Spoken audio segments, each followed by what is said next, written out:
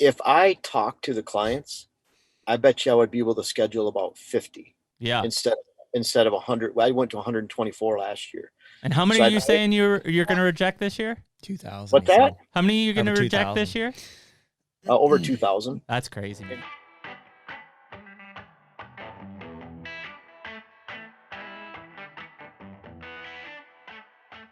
And we're back.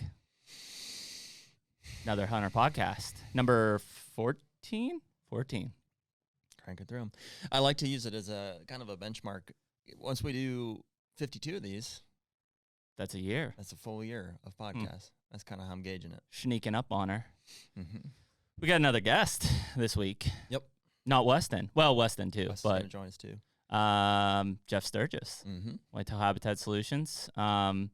I've known Jeff for, God, I don't know, 5-6 years probably at least. And we kind of met in the consulting realm of both of us doing private land consulting, and maybe call us competitors at one point. But I think we both have a little bit different philosophy on how we do things. I know Jeff is a very, call it bulk or volume consultant. He covers a ton of ground, which is what I'm excited about. I think this guy probably has more case study experience from different properties and looking at different properties across the country than anybody I know.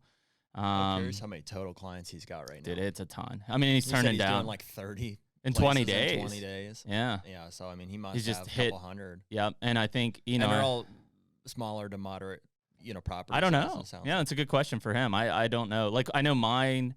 I dealt with a lot of larger landowners, more of they always had disposal to me throughout the year, where Jeff is usually come in, let me look at your property. Yep, I'll give you some. And I'm sure he goes back and does repeat stuff. But, the cool thing about Jeff's journey is, he really started around this whole weather prediction and hunting side of things. That's kind of what I think really, and he can tell us, but foundationally kind of kicked him out.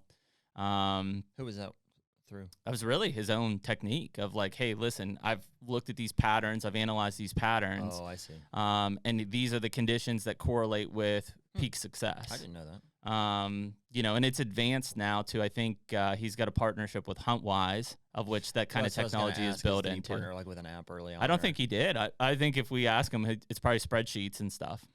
Yeah, or back in the day, I know like Scout Look was big and kind of was coming up. But So I know his HuntWise partnership, I think, is in kind of integrated that model into it. But what's really cool about Jeff's is his channel has exploded on YouTube. Mm-hmm. I mean, I can remember, I think when he had 25 or 30,000 users, and I think he's over 200 or close to it, or 56. Yeah, I mean, it's just exploded, and the amount of content this guy is producing on a weekly basis is insane. Like, Mm-hmm. I mean, it is literally video after video after video every week. Well, that's the real thing I think that is moving the needle is like, he's got 156,000 subscribers, but if you go to his channel, like every one of his videos got 30, 40, 50,000 views like every day. He's putting very dedicated following. Very knowledgeable on the subject of habitat and wildlife management, and I'm anxious to see what we can learn from him. So on the subject of habitat management. Oh, now we're at you're gone.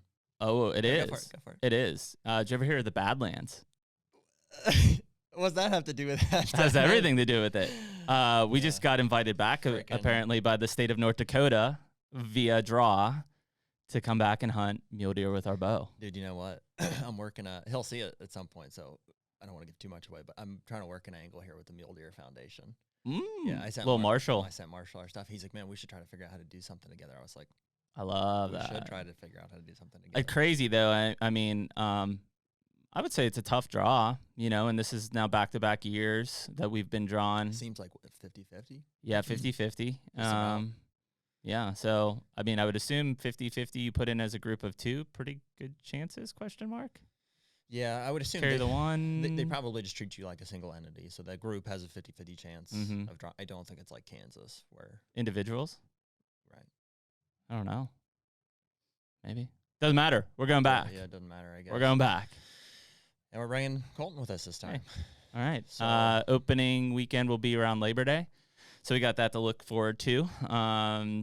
Testing out the new Hoyts, huh? That's going to be a fun trip. Oh, my God. That was exciting yesterday. We literally just got the news. It closed on April 15th. Got the news yesterday that we drew successfully. that's exciting.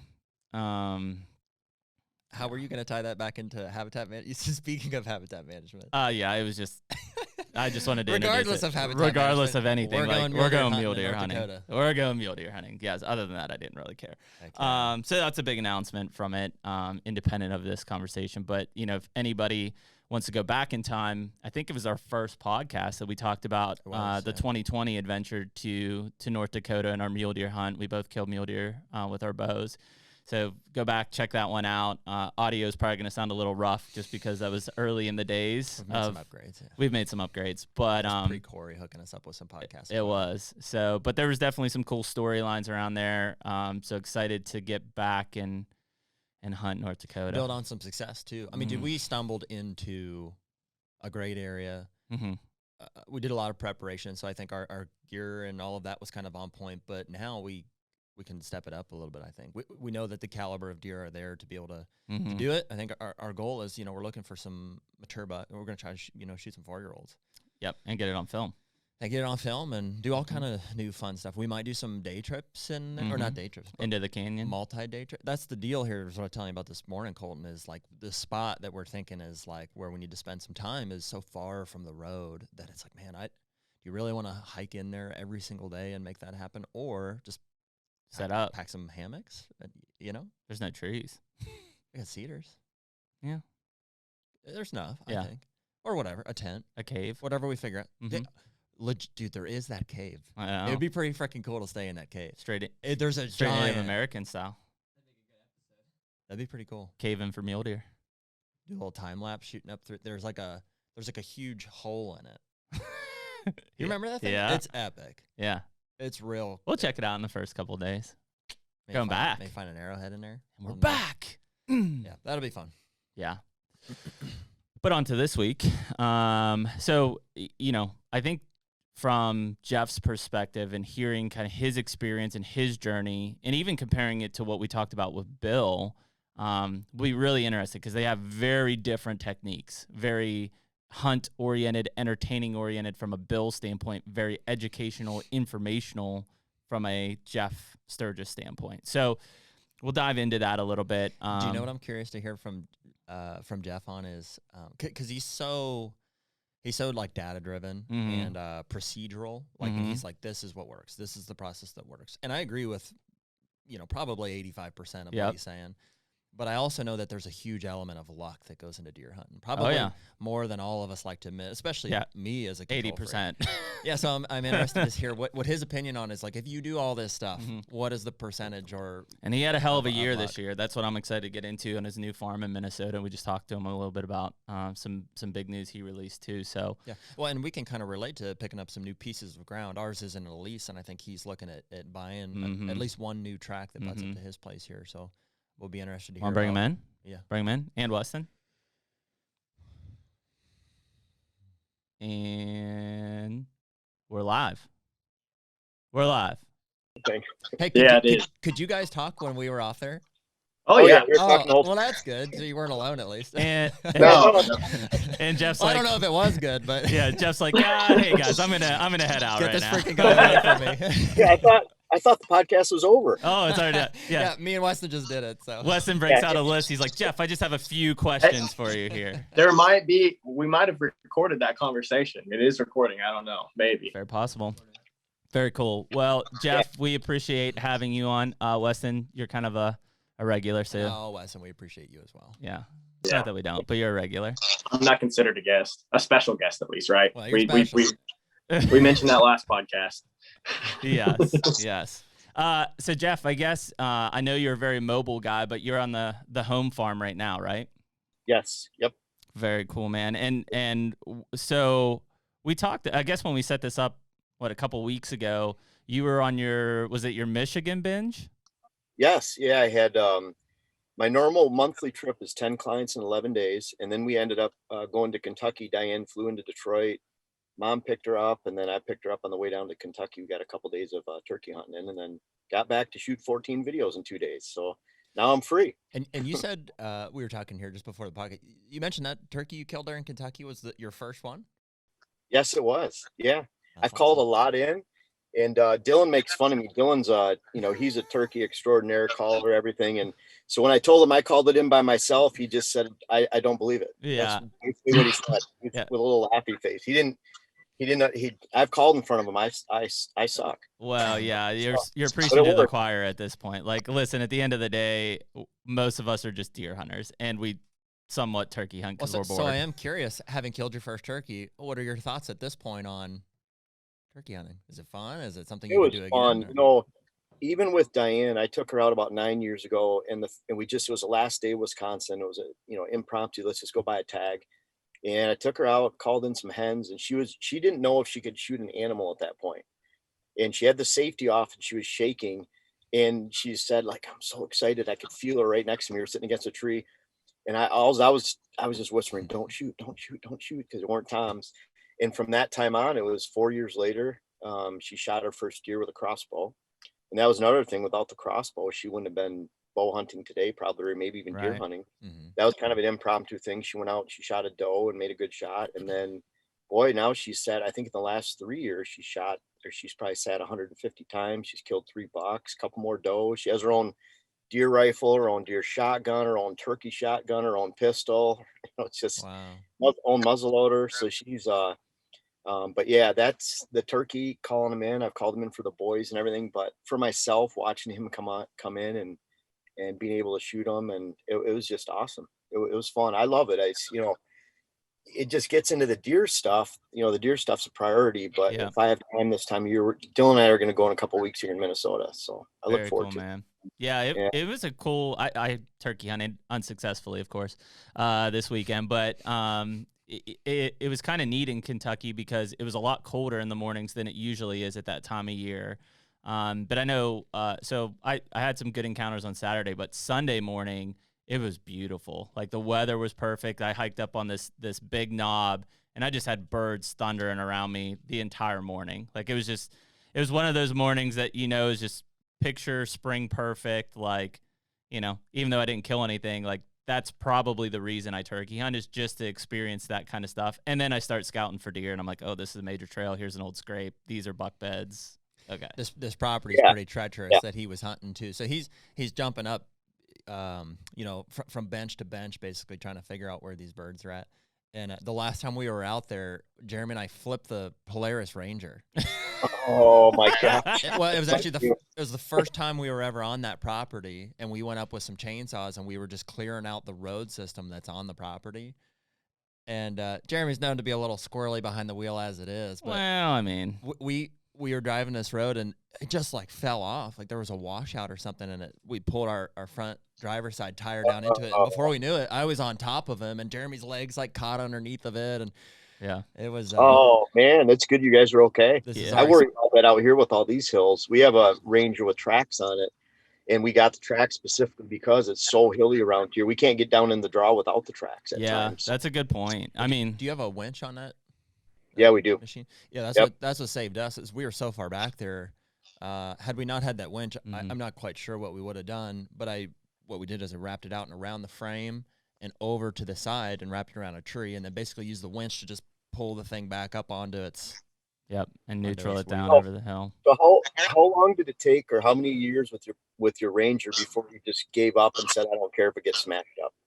That was the first time. That was its maiden voyage. So, like 1 week. Time we had it out. 1 week, I guess. And I was just like, it was brand spanking new. Yeah, I was just like, I know it's gonna, and it was. Jared's right. It hasn't been navigated in a long time, and unfortunately, we had a big ice storm since then, which has basically closed up our trails again. I found that out when I was turkey hunting. With trees? Yeah, really? Everything. So all that work. We have to repeat that. In fact, there's some areas that almost are non-navigable because of the washouts where these trees fell down and forced the water.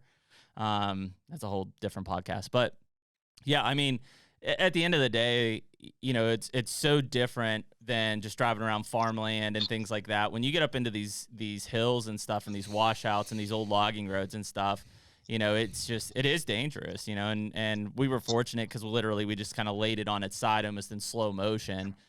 Versus like if we actually rolled that thing, we wouldn't have stopped till we got to the bottom. Yeah, that's scary.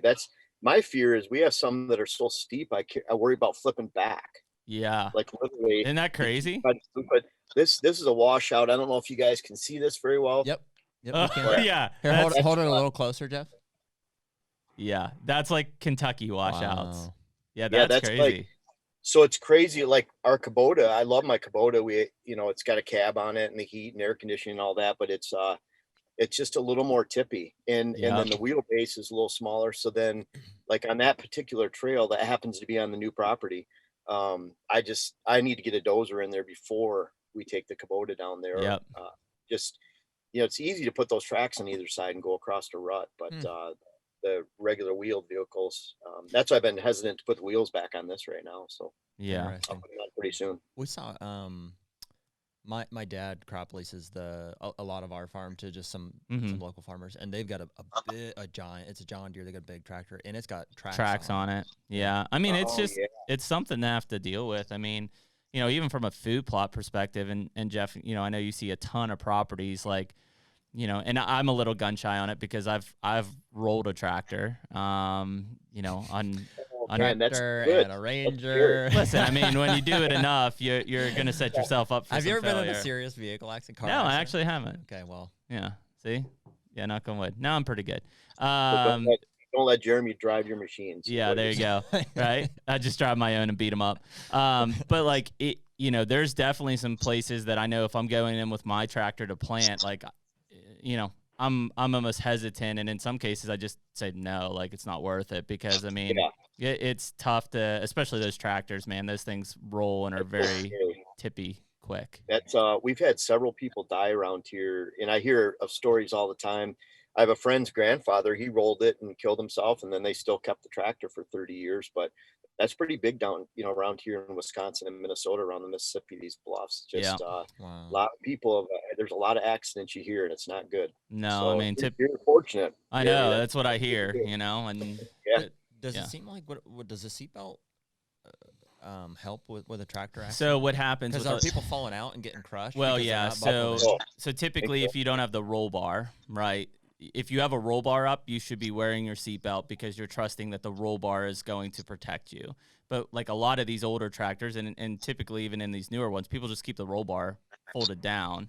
And in that case, you actually don't want a seatbelt on because if in the case you roll, you need to get out because if you're strapped in and you don't have a roll bar protecting you, that's not good. Well, that's kind of how I felt about the Ranger in Kentucky. Is I wasn't buckled in I just wasn't buckled in because I wasn't buckled in. But in hindsight, also because we were jumping out every 5 feet to do chainsaw work. Yeah. But had we rolled that in a more treacherous part and I was buckled in, I mean, that'd have been bad news. Like you want to be able to bail. Yeah, I think. Well, and that's I think what it comes down to is do you bail and potentially get crushed, or do you stay in it and try to ride it out? And right, depends on how athletic you are. Yeah. Yeah, and if I can move faster than Jared at the end of the day. Stiff arm. Yeah. We were good though. Jeremy had his foot like kind of stuck under, like it wasn't bad. Yeah. You were fine. But I tried to stop it because we literally were tipping so slow that I stuck my foot out to be like, oh, I can stop this from tipping. That was in hindsight. And our right. adrenaline just started going so fast. I just like mama beared the thing off of him. I grabbed it. I was like, get your foot out. Get your foot out. And then we had to assess, Yeah. You talk about like, I use a lot of ATV, just four-wheeler sprayer, handheld shredder. And that's where I get worried about that too, because there's been a lot of people that have flipped back. Yeah. Because ATV disc gets hung up or called a packer or something, and they're driving a little bit too fast, and all of a sudden it just flips you back right on the implement. And so that's bad news too. So it's always, whether it's rolling it, flipping it, anything, ATVs it's almost like my kids around here. I get worried when I just let them go out and ride around in these hills. They don't do it that often. So, but it is something you have to be very careful of. Jeff, do you think, I guess from a utility standpoint, and I know like obviously cutting trees or TSI is different than food plots, but let's just even focus on food plots for a second. Do you think that, or do you personally use a tractor more than you would a UTV or ATV for food plots? I use almost exclusively ATV and UTV. Really? Yes. Yeah. The only exception, like right now I'm staring at our cornfield from last year. Right. And I have Brandon from First Choice Food Plots. He comes out, friend of mine, but he He planted my corn, drilled it in with a Great Plains drill, and he drilled switchgrass in the same day too. Awesome. But other than that, all the food plots, I think it would have been 8 acres here and 5 acres, 6 acres over in Coon Valley over in Wisconsin. That was all ATV and sprayer, handheld spreader. Very cool. So are you using, as far as a disc or something to turn over the ground, assuming you No. are doing that, or you're not? Nope. You're not Nope. discing, you're just No, drilling? for years. Yeah, and I had a tractor, I don't know how many years, but I put over 500 hours on it up in the UP in Michigan. And it just got to the point where efficiency wise, it was easier to use buckwheat, use the buckwheat no-till, spread seeds into that, call the packet, as opposed to tilling up the soil, putting fertilizer on, then getting my small seeds on, call the packing, changing out implements back and forth. And so this was just, it took 16 hours of planting time for 8 hours and converted it to 4 or 5 hours of planting Wow. time. And this is all with a drill. You're saying that's how you're doing that? No, we're not using a drill or anything. Or you're still just It's broadcasting? Yeah, and so what I started doing in the early 2000s is I was rotating buckwheat and rye to improve the soil. And even then with a tractor and a tiller, it still was a lot going in there and ripping up that rye or tilling up the buckwheat. And one time, I can't remember, it might have been with the rye, it was old, and the tiller started smoking. Like it was literally about that time with friction to catch on fire. So I went and jammed it down into some sand and got away from that. But anyways, I found with that standing buckwheat crop, let's say I was putting a crop of Brassica in on August 1st and maybe cereal grains early September, I was spreading that seed right into the standing buckwheat. Mm-hmm. And you'd notice on buckwheat, if it's 50 pounds per acre, you're about 4 or 5 inches apart on your stalks. That seed lands down in the soil. Mm-hmm. And then I would call the packet and just crush that buckwheat over the seed. And then I follow up with 2 quarts per acre glyphosate. And the reason for that is, say that Brassica, those small seeds you have that thatch layer of buckwheat over the top. Well, when you spray it with glyphosate, that buckwheat is 80% moisture. It just disintegrates in a week. It turns brown, lets a lot of sunlight in to hit that germinating small seed. The big seeds, it doesn't matter as much. Right. And then the buckwheat doesn't have that slow death over a 3-week period or start to perk back up. It just immediately is terminated. And then last year what I started doing is, I'm using the ATV, using a cul-de-packer, and then I'm spraying at the same time. And I use a Packer Max cul-de-packer, which is like a polyethylene tank. Mm-hmm. So you can spray it. It's not steel, and it's not picking up soil. So obviously, if you're spraying the cul-de-packer and there's soil on it, it's going to terminate the glyphosate, Right. and neutralize it. So it was a perfect combination where I turned the sprayer on every other time I went around the field, and that was a great coverage. So I was spraying and cul-de-packing at the same time into a pre-seeded field. That's awesome. That's efficiency, man. I love that. Oh, I've thought on multiple occasions about how I might be able to do that. We have years and years ago when my dad and I, the farm that we do most of our food plotting on is a family farm in eastern central Ohio that used to be old pasture ground. And when my parents bought it from my grandparents, basically a portion of it anyways, was because it had previously been leased. Like the whole thing was just leased. It was just a cattle farm. It had been leased. Then my parents bought it from my grandparents. And at that point, we started being able to do some food plots. And so I talked my dad into buying a ferminator because I didn't know any better. And I just said, that was like the implement at the time. I think that was really one of the first ones. We still have that. In fact, I still use it primarily for the disc and the cul-de-packer functionality. But I love that implement from the sense that like it's attempting to like do, save time basically and do multiple things with one pass. I think the execution on it is terrible. I don't think it works very well at all, but I know some of those one pass implements you have to disc and till first. Well, yeah, I was going to say that's exactly like when you see most of the previews, they're like planning and cul-de-packing on something that's probably been tilled already. Because that disc it has no weight on it. Like all of the weight, especially with a cul-de-packer, is back. It's not forward on the disc. So unless you crank that top link down. Well, it's hydraulic. Okay, so on yours hydraulic. Well, they sell it with or without the hydraulic. We tried it without. It's after about a 1.5 food plots, I was like, forget this. Like we're buying a hydraulic. So you try to put all that weight on the front, but it's still counterbalanced because you have that cul-de-packer on the back. Like it's a lot of weight. No, I mean it works pretty good. It works good. It's just there's only one row of discs. Right. So it doesn't.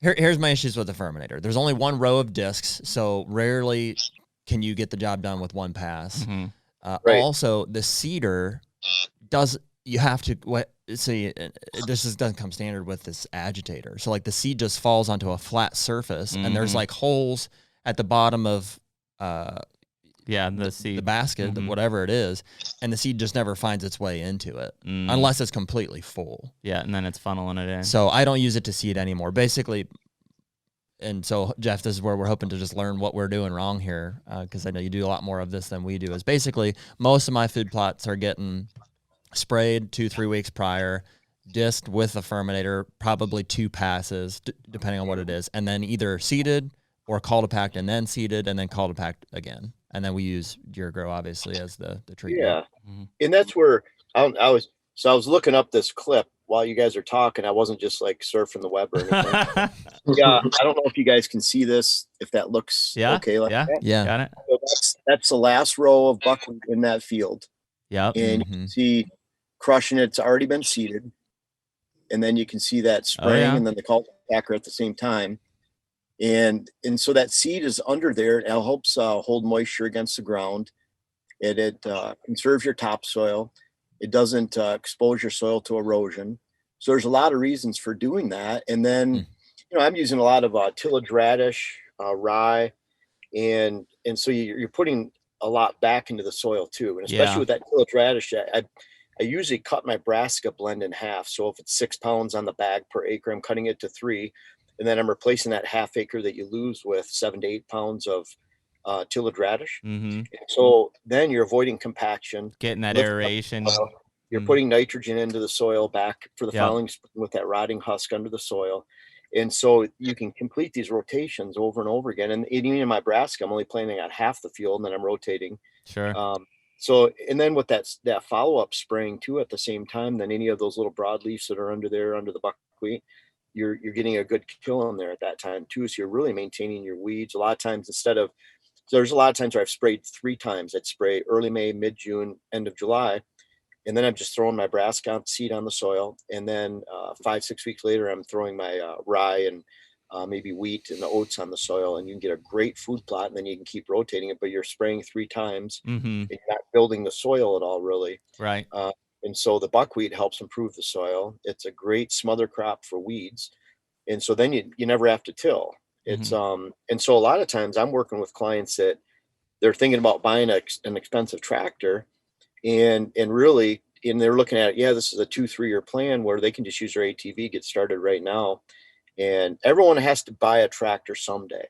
Yeah. And they got to get through the tractor bug and then use tractor long term. I mean, of course, pulling drills, planting corn, there's a lot of applications, but just for pretty effective weed-free food plots in an efficient manner, there's a lot you can do with those buckwheat rotation and buckwheat's hard to find, I hear. Well, yeah, that's what I was gonna say. Frankly, I'm almost unfamiliar with buckwheat. I've never planted it. What is buckwheat, and when do you plant it?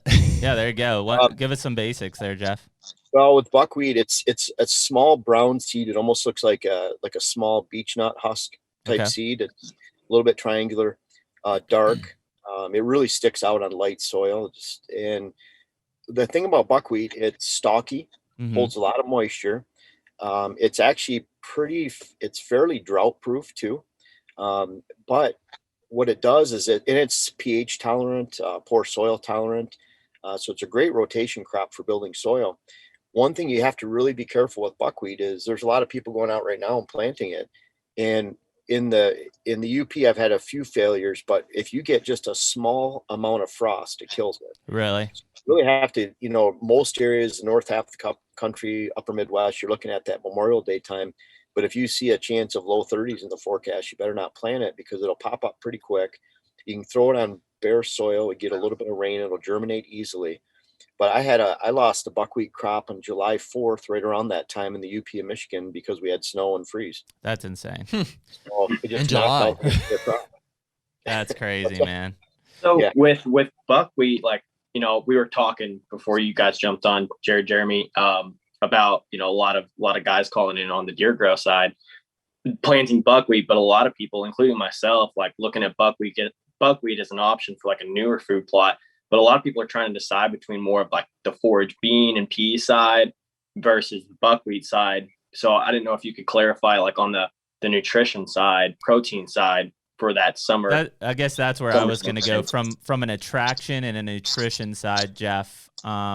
How does buckwheat compare to some of the other summer options? I guess we would have in a food plot. And I'm still trying to understand. Buckwheat is a summer option. Yes. So you plant that like typically May, June. Same time frame as beans or slightly I look before. for, like, if I'm using it as an ultimate no-till, where I'm using light equipment and I'm spreading that seed in there and then crushing the buckwheat and doing that rotation. I want the buckwheat planted for about 7 weeks, somewhere around there, 8 weeks at the most, 6 weeks.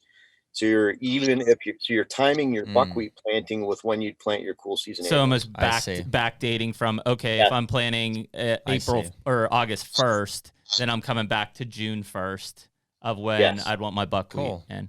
Okay. Yeah, right. So this is maybe, it's probably unconventional, but one of the things I really look at, like, for example, here in where I'm at in Minnesota, we have a lot of agriculture around us. I'm not trying to build a deer herd as far as grow numbers. At the same time, there's so much food around here that the deer don't need what I offer during the summer. And so I'm looking at it as, I don't want deer on my plots during the summer, because if I establish a huge residency of does and fawns, they just hammer my cool season annuals as soon as they start to come up. I'd rather have a little lag time where those does and fawns have established their summer residency and fawning ground somewhere else. And then there's a 3, 4, 5 week lag time where it allows that cool season annual to get some volume before they slowly start to trickle back on. And so, around here, the previous landowner had this property for 7 years. He just planted beans. He had about 5 acres. Well, if you look at the real estate listing, probably 20 out of 25 pictures were in velvet of bucks. And it's because those bucks were there during the summertime, but then the beans were gone in early October. Yep. And then, other than having the random rut bucks coming through, a lot of those deer were gone because they didn't have that cool season annual. So a lot of times I see people putting a priority on summer plantings at the expense of their fall plantings. And if you look at those deer numbers, that can really explode. So in the UP in Michigan, I relied on clover heavily for the first 5-6 years during the summer. And that helped me build a herd. I mean, in 99, I got a picture of one spike 3 times, and then found one rub and one scrape. And then go to 2006, we had 17 bucks, passed up 11, shot 2. And the deer herd just exploded in a small deer herd area. And so around that time, 2005, 2006, I stopped planting clover because I wanted there to be more volume going into the fall. And I found there's so much food, 5 times more in the north that the deer need during the summer. So it's kind of that weight. And then if you're using heavy rye, you're hitting that 2 to 4 week window before spring green up, where the deer is hammering the wheat and rye, and that's a real mess time in the whitetail woods. So kind of like, when do you need the food the most? Yeah. But that's why a lot of times, so buckwheat, the deer don't hit as much during the summertime. Like in ag area here, they barely touch it. Really? I want to go to your buckwheat planting thing real quick before I miss it. So in order to plant the cool season or your fall food plot into the buckwheat, you need to have previously gotten rid of any of the thatch that exists when you're planting the buckwheat, correct? No, he's planting it underneath it. So he's putting seed down and then dropping. Well, but I couldn't, for instance, just spray and then plant buckwheat and then go and try to plant brassicas, because there's still going to be this layer of thatch that I've never gotten rid of. That layer of thatch, we'll start in the spring, new food plots here. I'm actually spraying tomorrow on the new property tomorrow and Sunday or Saturday. And I'll spray those new fields. They haven't been planted in about 12 to 13 years. There's a lot of thatch there, but if you go there right now and you kick the thatch, you're hitting soil under your boot, and it really disintegrates. It's crazy how you can have 15 years of thatch, and really it boils down to about a 1/2 inch layer of garbage on top. So if I start hitting that with chemical right now, and I limit the weed growth in the spring. I'm really curious about that, Jeff. How frequently you're spraying on those new plots. And I have some videos out there, 3 no-tills, 3 sprayings in a planting, or no-till plantings for food plots. But you're spraying early May, mid-June, end of July, and by then you have open soil enough to where you're looking at it's probably 80% soil exposure. See, I've heard of guys doing that. I don't think Jeremy or Weston or I have ever sprayed more than 2 to 3 weeks prior, or more than a single application of glyphosate. Well, and I think a lot of that is because we're trying to kill knowing that we're going to disc versus what Jeff's doing is he's trying to kill, not disc, just have bare soil, seed, pack over the top. So essentially you're conserving the topsoil, conserving water moisture as well. Well, from a plant, like from a buckwheat planting perspective, not really necessary. Right? Can you drill buckwheat? Yes, you can drill buckwheat. It's a pretty large seed, so it's easy to drill. But what I'm doing a lot of times, as long as that buckwheat can get on the soil in the spring, that's your main concern. So you might have a previous food plot, you might have an area that has a lot of thatch, but I'm looking at my first spraying would be right now, and then I could get at least one more spraying in before I'd put that buckwheat down. And so by then, when you're exposing that dried, dead grass and debris to the sun and wind, a lot of times you might find that you have good, adequate soil exposure by early June. Again, it's end of April right now. So you get at least 2 good sprayings in starting early right now. And so even if I didn't use the buckwheat though, so that's if I wanted to use buckwheat, I'd get it on the soil. A lot of these plots, if I look at them and say, well, there's only 10, 15% soil exposure, I'm just going to spray it again in mid-June, spray it again in end of July, and then plant. And so I planted, probably hundreds of acres over the years like that, in total. But that was a good thing. We would drive 7 hours from Michigan down to Wisconsin to our lease. We did that for 10 years. We didn't have any equipment other than the ATV, a sprayer, handheld spreader. We were planting 6 acres of plots. In total, that was 13 hours of planting time. We had to drive 56 hours to do that. Jeez. But we just dry down, spray 2 hours, and then get back home. And then we had some planting and fertilization time at the end. But it was very, very quick. And we did that with, and we would see a diminishing return. And what I mean by that is we were not really putting anything back. Like the buckwheat put something back in the soil, but we weren't using heavy tillage radish, and we weren't using plot start or plot boost, anything like that. So boy, I can remember some of those initial years, 2002, 3, 4, we're getting 30-inch Brassica. Yep. And then by the end, we're getting 15-inch because we just weren't addressing just the soil. milking every nutrient out of that soil. Same thing. Yeah. When we first started, it was like, well, let's just, because I'm 28 now. Yeah. So when I started a food plot and I was 17, I Yeah. was like, I didn't have a budget for food plots and stuff. And I was like, Dad, let's get this thing going. And so we never did lime or fertilizer. We had some decent ground in Ohio that had been pooped on by cows for years and years. So it's like, that's a decent start. And so we had some really good food plots the first year without any lime or fertilizer. I did plot start and plot boost right out of the gate and had awesome success.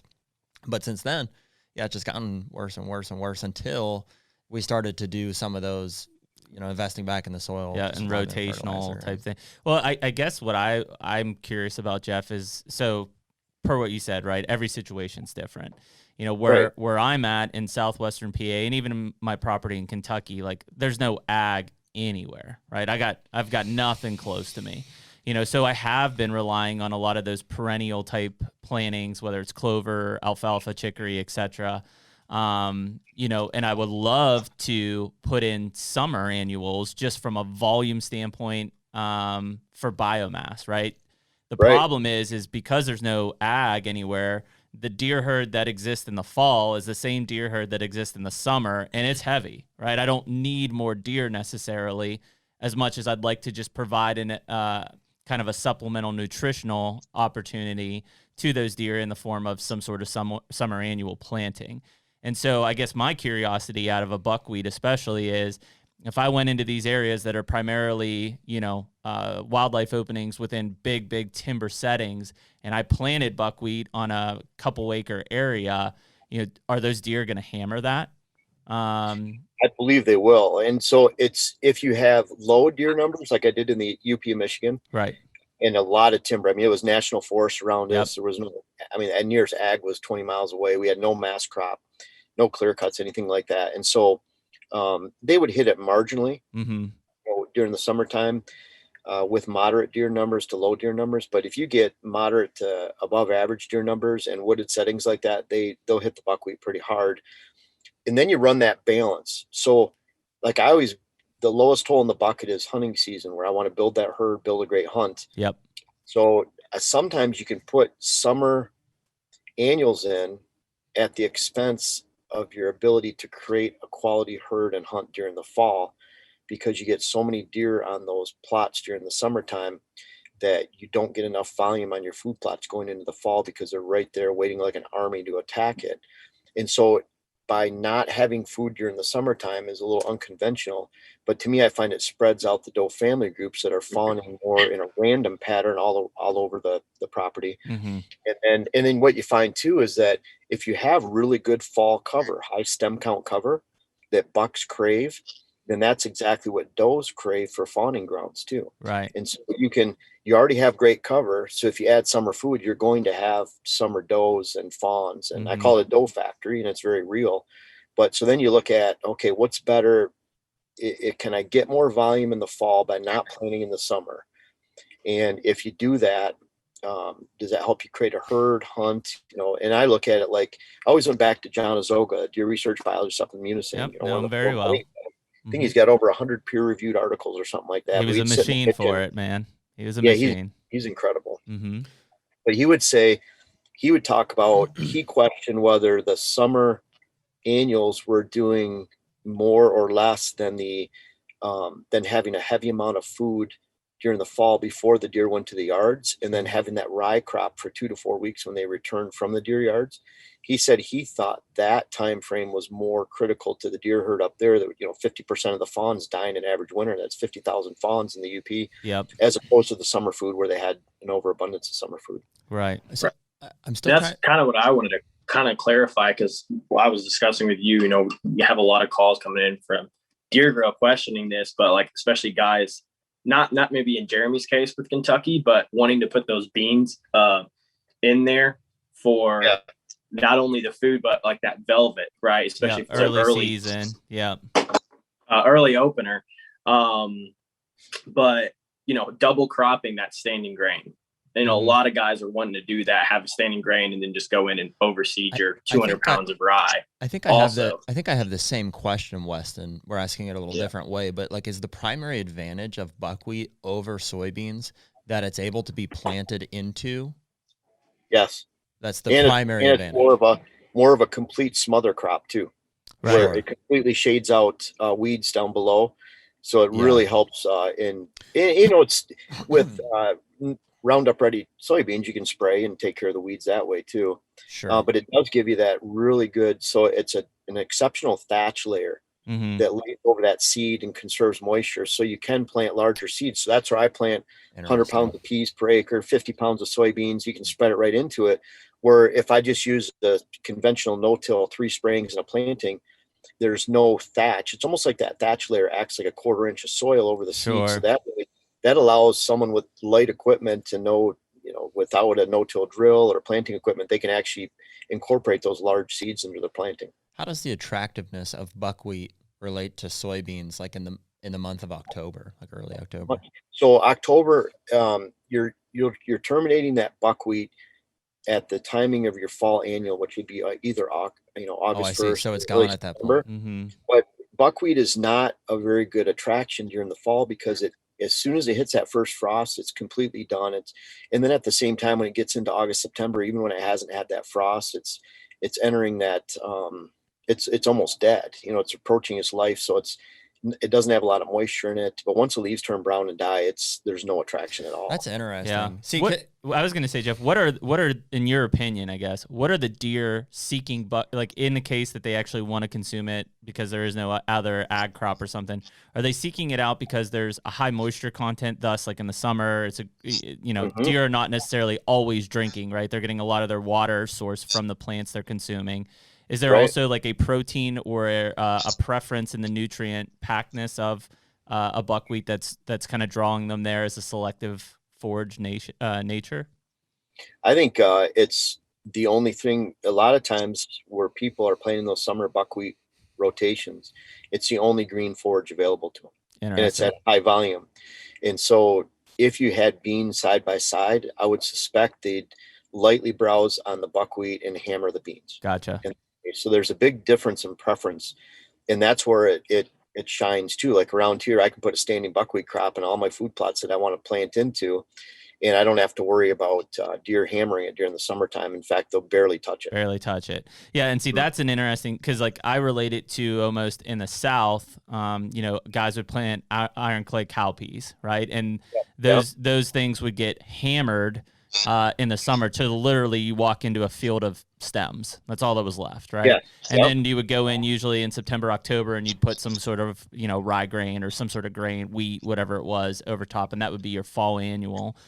But again, unlike what it sounds like with a buckwheat, there was so much open soil exposure that the weeds in those food plots was just insane, right? Yep. And so regardless, as you were still dealing with those weeds come the time that you wanted to put your fall annuals in, where on a buckwheat advantage is that because it's so dense, you don't have to deal with that. So when you terminate that and you seed into it, you're essentially almost like making a greenhouse effect, right, Jeff? I mean, from a moisture standpoint, from a heat standpoint, to keep that greenhouse effect in for your brassicas or whatever it is to take off early. Is that the case, though? It seems like because buckwheat is so stemmy and not like have a lot of forage like soybeans do, that it would be more prone to having weeds in it. I think it's almost more dense. It's more of a dense foliage, so that it's stocky. Meaning it has that stem that goes up, and then it has, I'm trying to think of a weed that looks similar, like a giant thistle or something, foxtail or milkweed or something. That comes up and big green leaves that come out. Yeah. And it's almost like it'll get to 4 or 5 feet tall, almost unruly. So that's why I like to let it go for, in good soils, you'd let it go for 7 weeks. In poor soils, you might let it go for 8 to 9 weeks. But when you plant and it's dry, it could be a 90-degree day and it's dry, and you put your hand down by the ground, it's holding moisture down there. That's crazy. Well, that greenhouse effect. I think that's a huge factor because, and let's roll this into the fall food plot. You know, one of the things we've experienced personally, Jeff, is in the last 2 years, drought has just annihilated our fall plantings, right? We literally can time it as best as possible. You get rain, you get germination, things look great, and then you hit 3 weeks of just heat and drought, and it just, and on top of the fact that deer are crushing it at that point, like they're just wiping out plots. And it's been since I think 2018 is what we said, Jared, when we had like the past 2 years have been real dry for us. Yeah, it was substantial growth in 2018. I mean, we hit everything right. The rain was right. It carried through September and October. I mean, plots look phenomenal. But the last 2 years, like it's almost cleared the plate, which is a hard thing to deal with because, you know, you're trying to balance this herd and attractiveness and hunting opportunities. You go and establish all these annual plots, and then all of a sudden you hit a drought, and literally every annual plot that we have is toast. You know, and that's where you know, it's tough because you have to plant brassicas in August. It's not like you can wait till rain in October. Exactly. So here's my lovely wife giving me my MacBook chart. Hey, Diane. Congratulations on your turkey. Congratulations on your turkey. She will not be on video. I can tell you that right now. She got out of there pretty We already got you. It's too late. Just threw it. And... Yeah. That's funny. It is crazy though when you start to think about that, because from an annual plot, and I know I want to kind of roll this in, Jeff. You did a video on this not too long ago, which I think is probably one of the really cool things I've seen recently from you on a debatable standpoint, and we briefly touched on it here, but it is, you know, essentially during the fall having different plots and different mixes, right? And on the same property, right? And frankly, what do you mean by that? Different plots and different mixes. So basically, on your property, you'd have this plot's brassica, this plot's oats, this plot's annual clover. Okay. And Jeff, it's of your opinion that they should be consistent.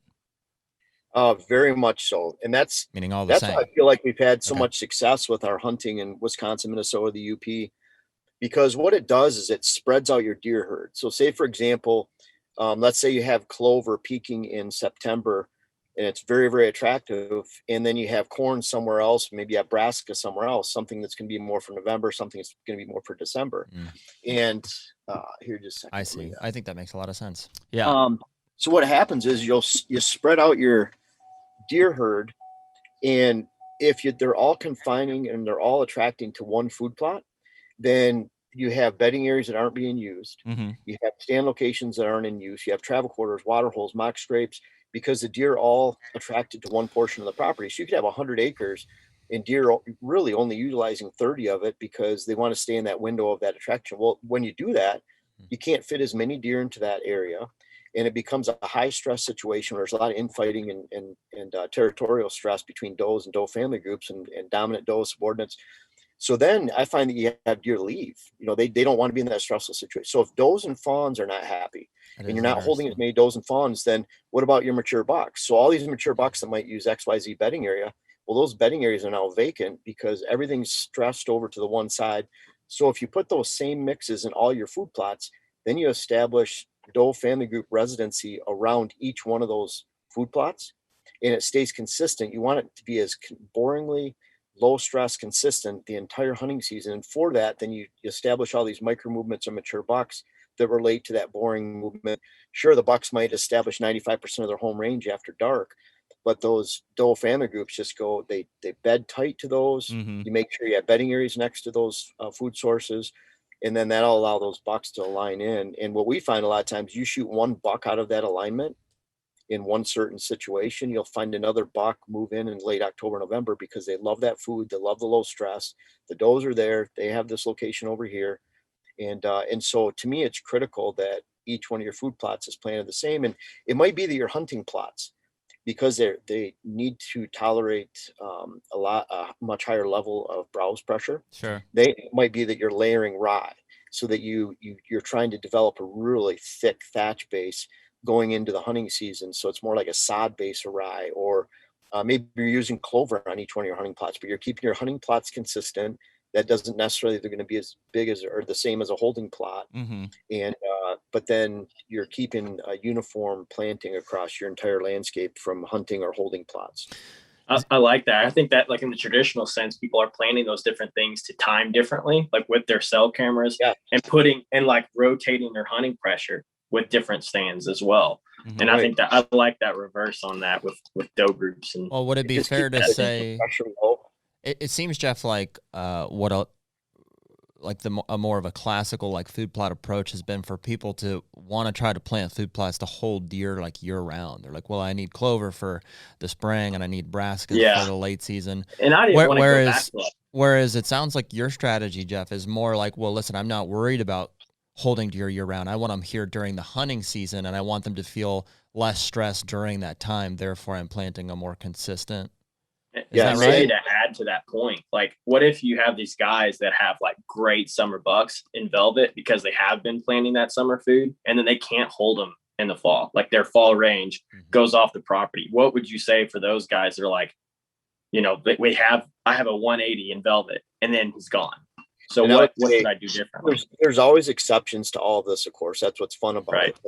But, in general, where you find, and this is probably 80-90%, where you find mature bucks during the summer is not where they're going to choose to be in the fall, because they need a completely different set of habitat conditions. They need fall food and they need fall cover. During the summer, they need summer cover. So summer cover for bucks is high overstory and shade. They can't smash their velvet through this high stem count cover that they prefer in the fall. Yeah. So if you have a lot of mature bucks during the summertime, it's a telltale sign that something's wrong with your habitat. Say that again. Really shouldn't be there. If you have a lot of summer bucks in those velvet bucks on your land during the summertime, it's a telltale sign that something's wrong with your habitat, because you're going to lack the ability to hold those during the fall. And someone might have 1,000 acres and they're going to say, okay, these 200-300 acres the bucks are at, and these 600 or 700. But even then, I want every acre working for me during the fall, because that's the only time when you can influence a deer herd, when you can grow a deer herd, when you can hunt a deer herd. And then frankly, when you look back to the case of the UP, the crops that I had during the summer didn't necessarily translate into winter survival rates. It was more, how much food can I give them right before they go to the winter and right when they get out? Right. That's the most critical time of the year. And that's it's kind of a lowest hole in the bucket. You can't take care of them 365. No. Yeah. Jared, you have acres. You have a problem with your habitat. Yeah. Well, I know. Well, mine is the same. Well, I mean, I think that's like that's a classic example, Jeff. Yeah. Go ahead. Well, so my farm is 1,000 acres in Ohio. It's eastern central Ohio. It was all big cattle ground at one point, and it's a lot of crops now. There's a ton of. We're kind of just to the west of us is a lot of big timber, where it's just it's only timber. And then to the east of us and kind of where we're at is more ag and pasture. And we're kind of like on that dividing line, but almost more on the ag side of things. Where are you at, Jared? Where is that? I mean, what region of Ohio? It's like about a half an hour from East Liverpool. So I'm in Chillicothe a lot. I'll base out of there and go to clients, and then I'm over in like New Philadelphia. New Philly's about 45 to an hour west of me, straight west. I'm going to be there in September and May, so it'd be cool to hook up sometime if in my downtime.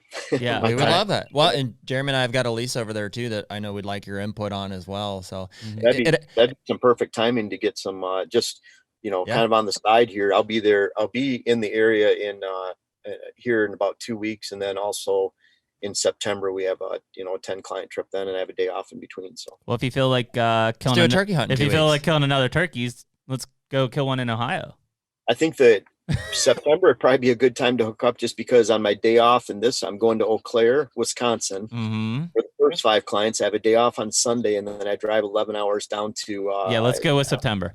Sounds like you got tons of free time. What do you mean? Yeah, I know. And then so then on my day off I'll just drive to Ohio, and then I have the 5 clients. Well, I mean, I guess per Jared's property, and we've had this conversation for 5 years now, probably. Well, so and here's where I'm like, I won't claim to know what I'm doing even necessarily, but the reason that I'm kind of tied to beans being really productive for me is that because we have so many of those deer on our property in the summer, and I see them there, I've had pretty good success with holding them into the first couple of the weeks of the hunting season with beans. But then you lose them. Definitely. And then I'll lose them. And I do a lot of brassica plots too, so we will hold some here and there. I mean, it's on 1,000 acres, it probably hunts like 300-400 because so much of it is old pasture ground, and we've taken some big steps to improve the property. I've TSI'd most of the woods at this point. I've also taken a lot of the it was just cool season grasses, there's old pasture ground, and we've crop rented that or whatever. So I've got most of that now into some kind of an agricultural crop, and then any of the remaining acreage has been put into food plots, primarily at this point brassicas. But I have like 1 or 2 big bean plots that I'll do in addition to those, and the reason for that is I know those deer are there in the summer, and I think that I can probably kill them the first couple of weeks of the season when those beans are still green. But if you don't, your chances of killing a buck on that property decrease. Well, throughout the entire season, it starts really good. Like the first day is really good in terms of the chances of the bucks being there, in terms of obviously pressure, first time hunting, everything. And then it just starts like it was worse. Like the rut is just terrible. I'll just go somewhere else. And see, that's what happened even with the previous landowner here. But so what I want is, I want my land peaking in November and December. I want more deer in September than August, more deer in October than September, more in November, and so on. So by the time you get to January, you've made it through the entire season, and you've actually been the herd influencer in the area, meaning you've held as many bucks as possible, the oldest bucks you've been able to target.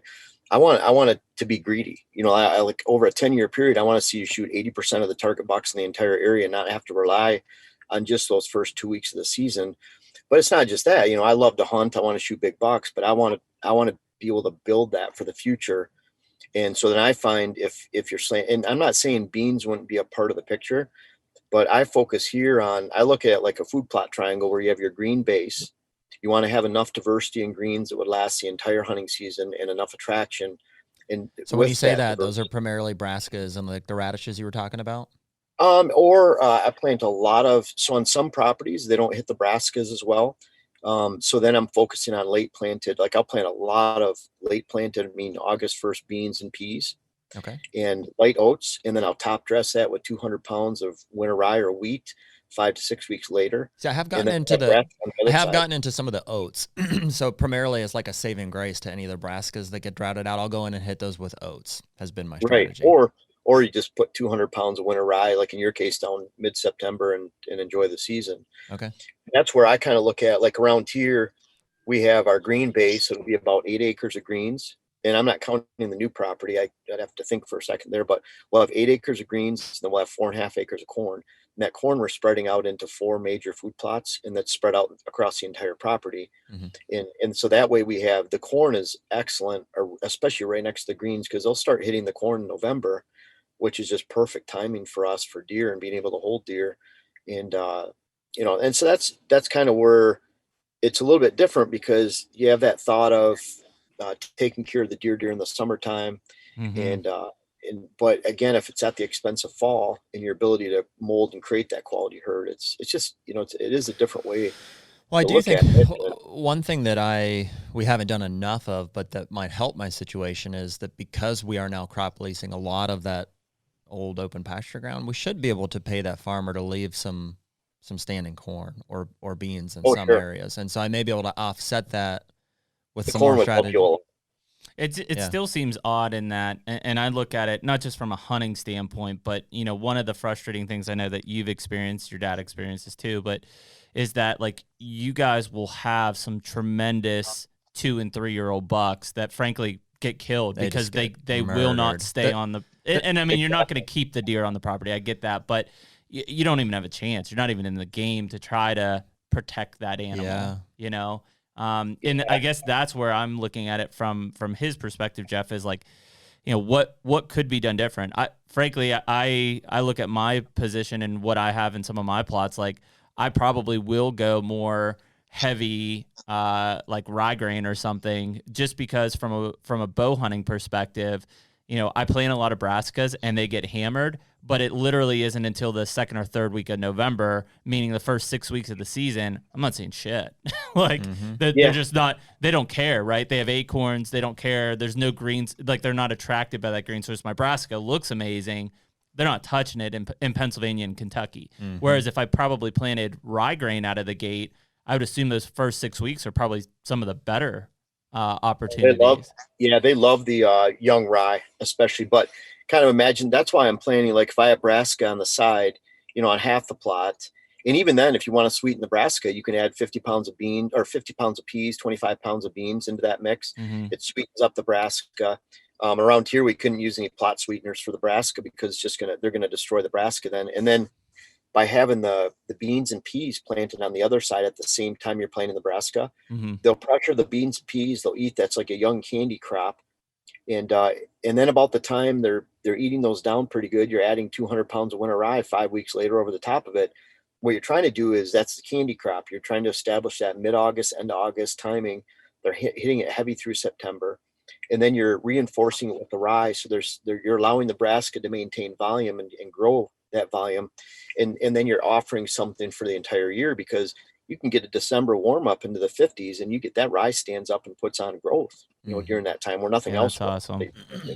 So if you've got a guy, like a lot of the Deer Grill customers and a lot of people coming, even that have watched you, if they have a half-acre plot or let's say an acre and it's their kill plot, what would you suggest out of that? Like, I even have a half-acre plot that I normally put into clover.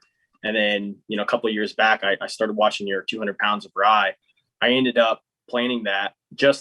I don't have success with Brassicas at all. And I think, like, and then also to add to that, where's your cutoff in planting Brassicas on a small acreage front where it might not be worth it for somebody? Like, what would you, if they only have a half acre, what are you suggesting for them to do? It becomes kind of complex too, because if you're in a heavy wooded area, for example, and even with moderate deer numbers, Brassica is not very browse tolerant in that case. No. You have areas where it's open ag, northern Ohio, where it's flat, you can't see a tree for 2 miles in any direction, and covers at a premium. Well, then when you plant Brassicas in a situation like that, they might not touch them. They have food everywhere. Right. And whereas you take 5 times as much and you're planting in a northern setting and they just demolish them, or you even plant in Pennsylvania, big wooded setting, Jeremy, or like Kentucky, West Virginia, big woods where they don't have the ag complement, then they're hammering it pretty good. So then I'm looking at, with those hunting plots, what can I offer for diversity? So even like around here, a 1/4 acre hunting plot, I'm doing a half Brassica, late planted beans, peas, oats, top dressed with rye. If the plot fails in some way, drought, whatever, then I'm just putting 200 pounds of winter rye over the whole thing and enjoying the season. And that's what mine looked like. It was just like a lawn. And there was like 20 deer in there every single day, even into the late season. And then I just came back through and did like Ladino just for that spring, summer, and then I'll kill it and just do my rye. And that's what I ended up. What'd you find with the rye, Weston, compared to the clover as far as attraction and life, like overall? Well, I mean, I was in that situation where I have, it's like a grown up pasture. It's all cedar, like Eastern red cedar. And it's just really, really great summer. And I have, even right now, I've got a buck hitting that mineral right now. And I would love to hold him, but the only thing I've tried Brassica. I even tried the whole food plot fence with Eagle beans. Yeah, I did that, but there was way too much pressure involved trying to maintain that and keep the deer off of them, and ended up burning them out. But I went with Brassicas and the deer wouldn't touch them. So I went straight with rye, and it's really good. I think there's still some of that acorn aspect. And it depends. It's in a typical Midwest setting. It depends heavily on beans or corn rotation around that property. It's a small 20-acre property. Mine does too, Weston. Same deal. This half-acre kill plot's all I have. Right. Have you tried, layering the rye? Yeah, I did. What does that mean? What does that mean? Did 100 to layer the rye?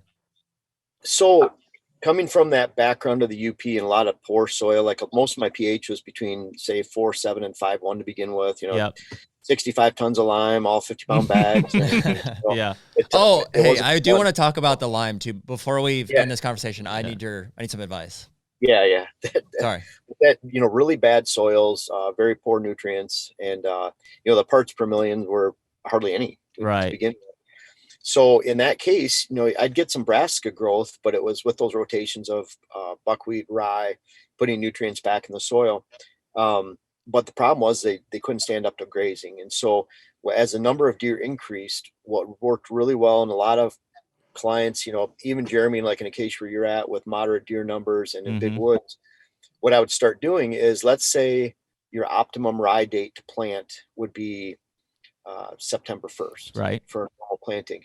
Well, I might go into, August 25th, about a week before that, but I'll put 100 pounds of rye down, and 100 pounds of rye 3 weeks later, and then 100 pounds of rye three weeks after that. And now if you're standing in that third planting, you look at the ground and it's covered with rye and it looks like a nice sod base, you're not just seeding to seed. Right.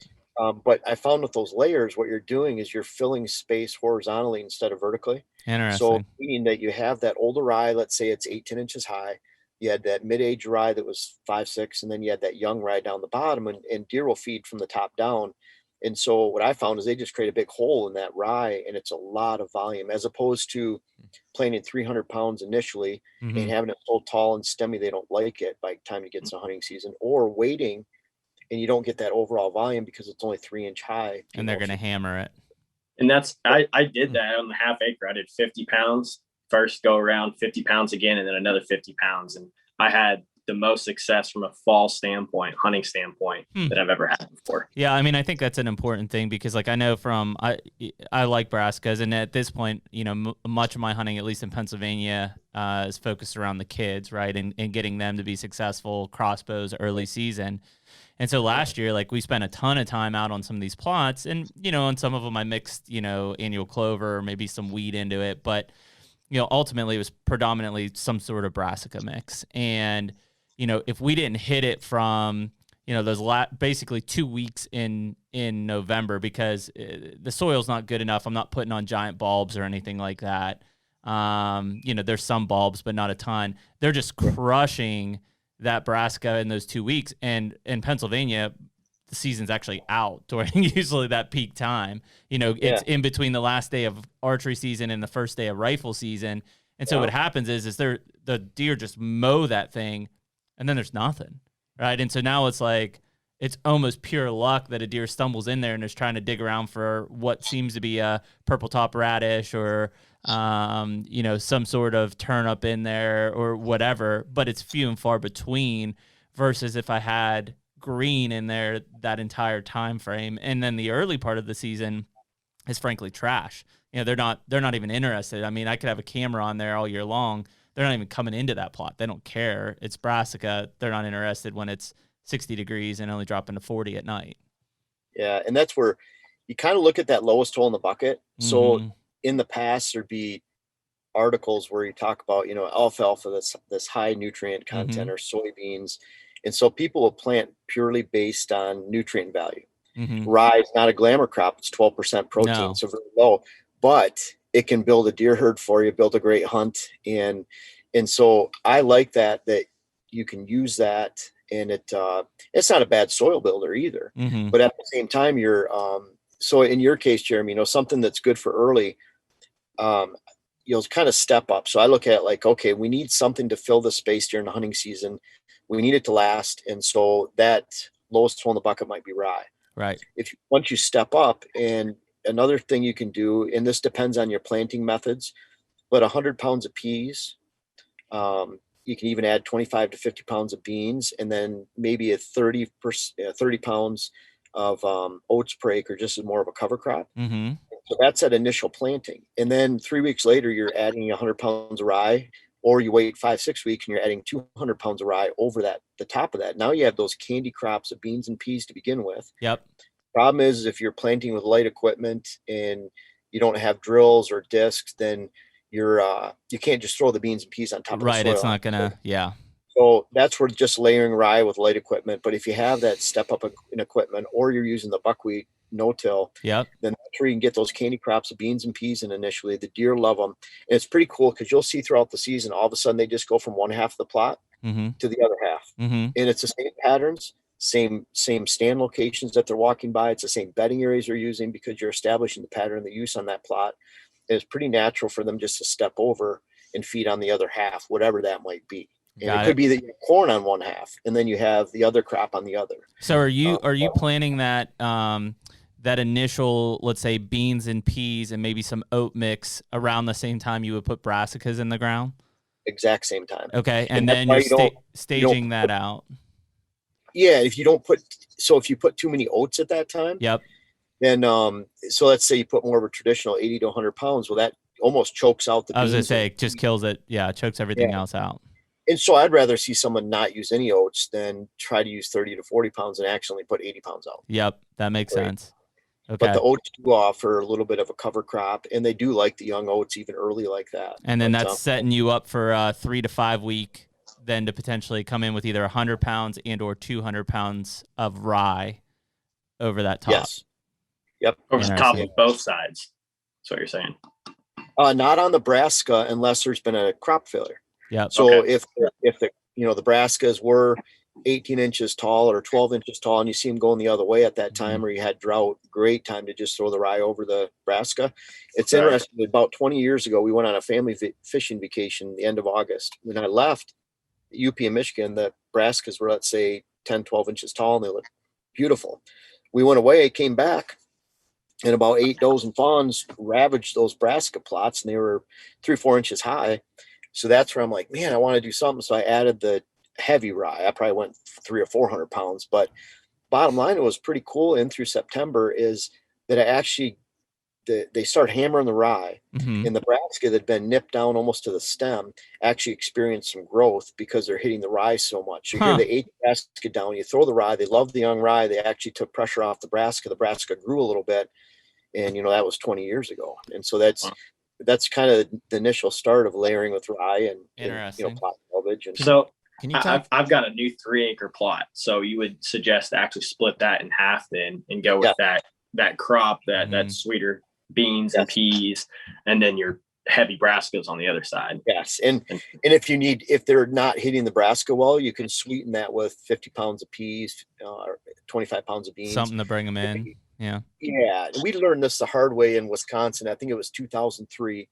And we divided our fields up. So we had a 2.5 acre field in one spot, 2.5 acre in the other. We did the cereal grains on one, and we did the Brassica on the other. Well, that Brassica portion, that was our favorite spot. The Brassica's got 30, 36 inches high, just huge volume. And the deer didn't touch them till December. Right. And so we missed our whole rut. We missed our entire gun season. And they had 8 stands that related to that 1/4 mile finger that jutted out, or 700-yard finger, whatever it was. And all the stands around it, all the bedding areas, they were virtually untouched and unused. Go into a stand, and the deer weren't feeding there, so they weren't using those bedding areas. So we basically erased half of our 195 acres because of that giant finger. That food plot was, I want to say it was a approximately 750 yards long, something like Wow. that, out through the middle of CRP, about 100 feet wide. But we wrote off that entire half the property, and we just vowed to never do that again. And so that's Right. where we're combining both those in one. Now we get the life out of all our stands, all our plots, all our water holes, everything. And so Right. That's crazy, man. I really think it comes back to, and check with, you know, whoever the landowner is, whether it's us or somebody else, how do you hunt, right? Because if like my wife is right now a predominant gun hunter, right? Whereas I pretty much only bow hunt, and the kids do both, you know, so I'm trying to have enough going on early in the season that we could have more attraction, see deer. Kids at least are experiencing deer coming in during a hunt and in bow season, and then trickles into the first part of rifle. And I won't say I don't care, but the late season's pretty irrelevant for me, right? It's just too much stuff going on, too many things happening. We don't get out that often. And so I think that varies for other people. So based on that, like I probably will change my strategy and be very heavy on, you know, beans, peas, rye this year, versus if I knew that I was predominantly a gun hunter, I would probably be catering more towards just brassicas, right? Because they're peaking and happening at the time that I'm going to be in that stand.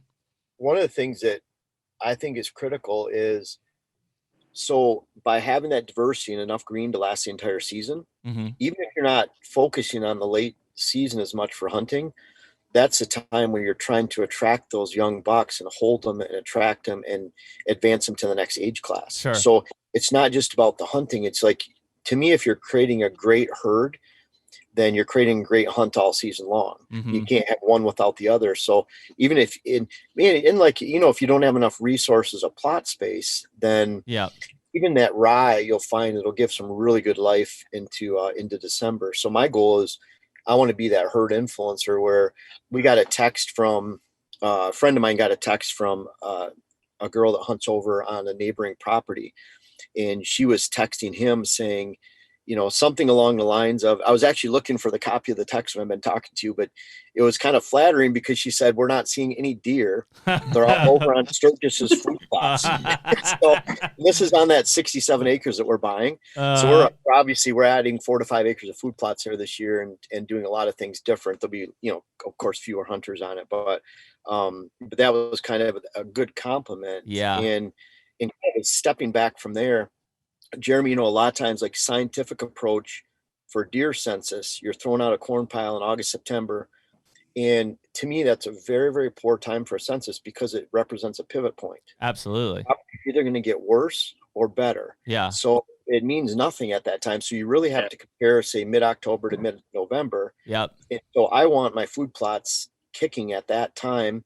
And at the same time, that's why I'm establishing those candy crops early August, because you're starting to establish a pattern of use well before the season begins. Jeremy's so Jeremy's like, no, I'm not hunting over that corn plate. That's for a survey. Yeah. Well, the hard part about that, and from a client, Jared and I were talking about this before we got on, you know, and I still do a little bit, but obviously not nearly as much as you do, Jeff, in terms of consulting. But, you know, when I do stuff now, it is very camera survey driven basis, and mainly in the fact that these guys want hit list bucks. You know, they want an album, they want to know who not to shoot, who to shoot, right? And it is traditionally in that August, September timeframe. And I hate it, right? Because the number one thing that happens when we get into October, November is the guys will be like, man, I haven't even seen these 3 hit list bucks. And I want to be like, yeah, they're probably 2 miles away in their fall Or range. they send you a text with a picture that you don't know who it is. And I've always been of the opinion that it's like, listen, you can't have it both ways, right? These deer aren't going to be on your property 365. And the hard part is in October and November is you may see a buck that you don't know. And I could say, well, that's great. He's on your property. You could protect him this season, and next season, when he's probably of mature age, you'll have a chance to harvest him. But he also could just be passing through for a 7-day time frame, of which you'll never see him again. And so it's like, well, do you shoot him now? Do you pass him? Are you going to protect him? Is he just going to? Yeah. And I usually tell people, just if you're happy with it, just shoot it, you know, because I can't tell you any differently. I tell clients all the time, I don't care if you're happy shooting a spike. I want to see a picture of it. You know, I like getting pictures, happy faces. But one of the things we're finding is, and this is real important for deer inventory, is that we're putting our mock scrapes during the summertime in areas we expect to shoot bucks in the fall. Mm-hmm. bucks might live a mile away, but they will always give you a tell. They're always going to foreshadow and forecast that they're coming onto your property. They're going to establish that wheelhouse in their territory during the summertime. So it might be you only get 1 or 2 pictures a week, 1 or 2 pictures a month, but on a mock scrape, they're going to come through in that hunting situation. You're going to look at it and say, man, I'm just not getting a lot of pictures here. But all of a sudden there's a big boy and it's end of July, it's early August. He's going to let you know he's there, and he's going to let you know at a much higher percentage of success of getting a picture of him in that location with a mock scrape on a traditional travel pattern that you expect to kill him on during the fall than putting a corn pile out. And what I find is like a 5-6-year-old buck, a 4-year-old buck, they're not going to hit that corn pile randomly, especially if they're living a month or a mile away, as much as they will just going through their natural progression. And they're hitting that mock scrape. And now it starts to establish the pattern of use of the mock scrape that's right in front of all my bow stands. Well, we just got a picture of a buck on a new lease that we have in Illinois. And it feels like it's a good funnel, really good stand location. And there was a historic scrape line there, and we stopped there and I was like, guys, we need to, cause we won't be back there potentially until it's time to hunt. Maybe once before to do a food plotter to get stands up and stuff, but it's possible we won't be there again till October, November. And we got a picture of a big mature buck. It's a stud, hitting a scrape there like a couple days ago. That scrape's like in the ideal location, Jeff, because there's a creek that you can actually enter from, you know, and it's all the thermals getting sucked down to the valleys, so you can actually pick, Weston found a couple of big sheds there, a couple 100 yards from there. I'm a huge, and this going back to kind of our turkey discussion, Jeff, like one of the things that I'm looking for at this time of year when I'm walking through the woods and just, strolling out, running and gunning for turkeys is what I believe to be community type scrapes, right? And if I can locate those scrapes and I mark them, I will have a camera on them. And I mean, we've got a different place in Illinois. I've seen, 30 different deer probably hit that scrape since end of February to now, of which I guarantee come September, October, November, there will be giant bucks crushing that scrape. And you just know it. You can just feel it by their use. Well, and Illinois forced us into that because I don't think there is a better way to get pictures of deer than a corn pile or a mineral site in the summer. But if, can't do it. Well, first of all, in Illinois, you can't do either of those. So we were basically forced to find more, natural movement type of places to run cameras and stuff. And I do think that there's an advantage to that because that's where we're going to end up hunting anyway. So I kind of like it from that perspective. What we're finding with like the vertical mock scrape that I use is they're hitting that 365. Yep. But when they travel through, it establishes that pattern. So we put scrapes where we need them, and I'll actually cut down scrapes around that are perennial because I want them hitting that scrape in front of my stand. I don't want them hitting the one 60 yards away. This is I can't see the date because my eyes are so old, but this is Venti. That's a 3-year-old 21 point, and he's the one that we're after this year. But you can see the scrape off to the side of him. He's coming in to hit that. And I don't know if it's got to be late because he's almost full grown, like late August or something. But those bucks tell us they're going to be there. We have a tree stand right there in that location. We're setting up a couple more just specifically for Venti because I really want to kill him this year. He's a 3.5. He was 3.5 last year, be 4.5 this year. And I don't know, he could be 180 to 200 inches plus, and I'm just not going to pass him up as a 4-year-old. And other ones I might pass up as a 4-year-old. So I'm not a saint. I'll shoot. I'll pass up a 4-year-old where it has more potential for a 5 or 6. I'll let him get a little bit older. So I'm not going to say I'm holding out for all. I think. Do we lose him? He freeze. Oh, you guys are now? Yeah, we got you. Yeah. I think the main questions, Jeff, is it who gets first crack, you or Diane? You know what? At this point, it's kind of like people ask it all the time. And so 2 years ago, she shot our number 1 target buck. He was a split brow buck. He's 160 inch plus 6-year-old. And I really wanted to shoot him. In fact, I had a close encounter with him, and it was, I didn't get him. Let's just put it that way. Didn't get a shot and just kind of messed up a little bit. But Diane ended up shooting him. And that was the best thing that ever happened because she is so excited about deer hunting. I mean, that was awesome. On her screensaver. She went from, hunting's maybe not my thing. But I go out 50 times. And then all of a sudden she's, shooting the best buck in the area and it's on her screensaver, cool. And it made her a hunter for life, I think. And so if she shot Venti, I'd be happy because we're all working on it together.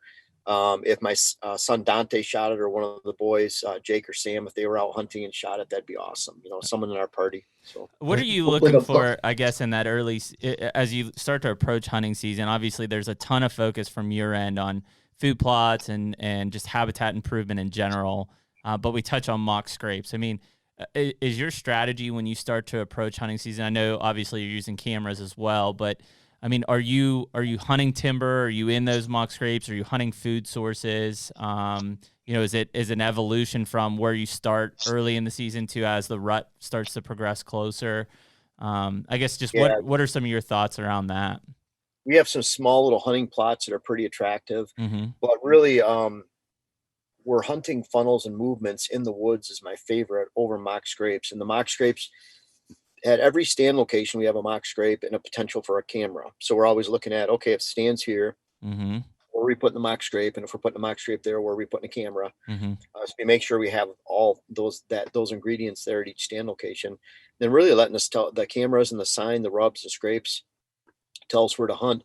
But I'm saving those morning stands. So a lot of my morning stands back in the timber, that would be on the back side of a buck bedding area, between bedding areas, on a cruising bench or funnel.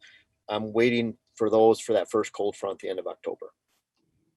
It's pretty much what we're doing too. With when we were talking about mock scrapes, and you also mentioned water holes, and I remember watching a lot of water hole videos on your channel. If you do, I keep going back to this guy that might have a half acre, 1 acre, like their kill plot. In terms of like food plot enhancements, what are you obviously putting a mock scrape on that field edge where, it's in 20, 30 yards of your bow stand? What else do you like doing in terms of maybe putting a water hole there, or like even hinge cutting and funneling those deer closer to that stand, or even, the whole plot screen? What are you in favor of? One of the, I really like, so if they're coming into a small hunting plot, I like using a mock scrape at every stand location. And that's really important to me. But then I'm putting a water hole off of that plot so that it allows for a second stand location. So something I can get in and out of maybe in the morning, where it's more, a buck cruising by at 11 o'clock on November 3rd, he might go to that water hole, but he might not step out on that food plot because it's a little bit higher risk level. It's more open. Right. Mm-hmm. And so now it establishes I get more of a morning, evening / water hole stand location where, and I'm separating out the attraction. So I'm not putting them in one spot. So then I'm creating those 2 stand locations for different timing. And that water hole might be closer to like a known bedding area.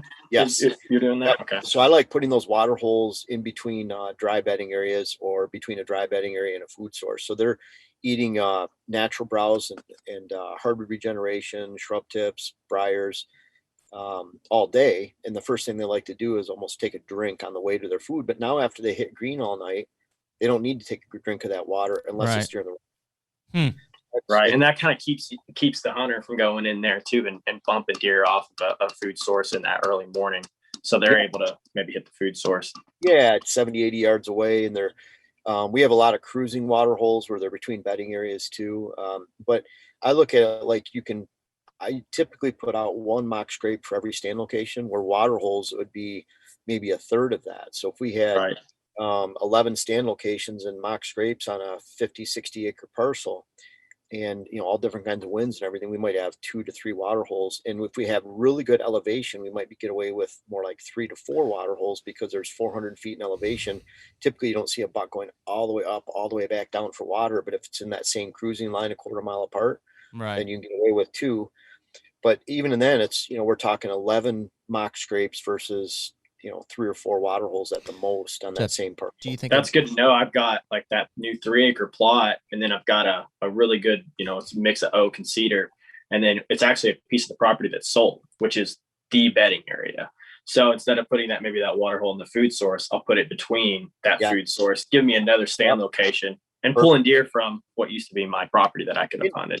And then what I do with that water hole too, because it's a stand location, I'm adding a mock scrape. So then trying to position the camera, it doesn't always work out that way, but I'm trying to position the camera. I get a picture or a video of both at the same time. And you'll find it's pretty cool. They'll hit that overall throughout the entire year. They'll hit that mock scrape probably 10 times to 1 over the water hole.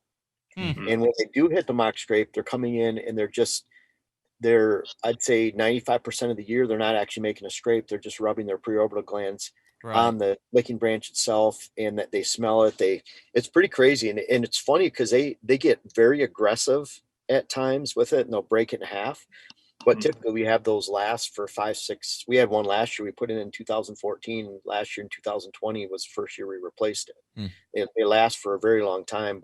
And what are you talking about there, Jeff, on your vertical mock scrapes? Are you using like a native limb or something like that? Is it a rope or what are you when you're doing your mock scrapes? I think it's a grapevine, right? Yeah, it's a grapevine. And I look at the ropes, ribbons, things like that are more of like a fad type thing. Sure. Where something natural that they would, so say for example, up north, bucks love to rub and scrape under jack pine.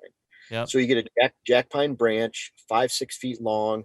If you're hanging it from a rope it's high up to a branch, I'd go with like a 7 or 8 foot piece of branch. But then grapevines hold a lot of scent, I believe, because they're more porous. Mm-hmm. They're also a little bit flexible, so they last a long time.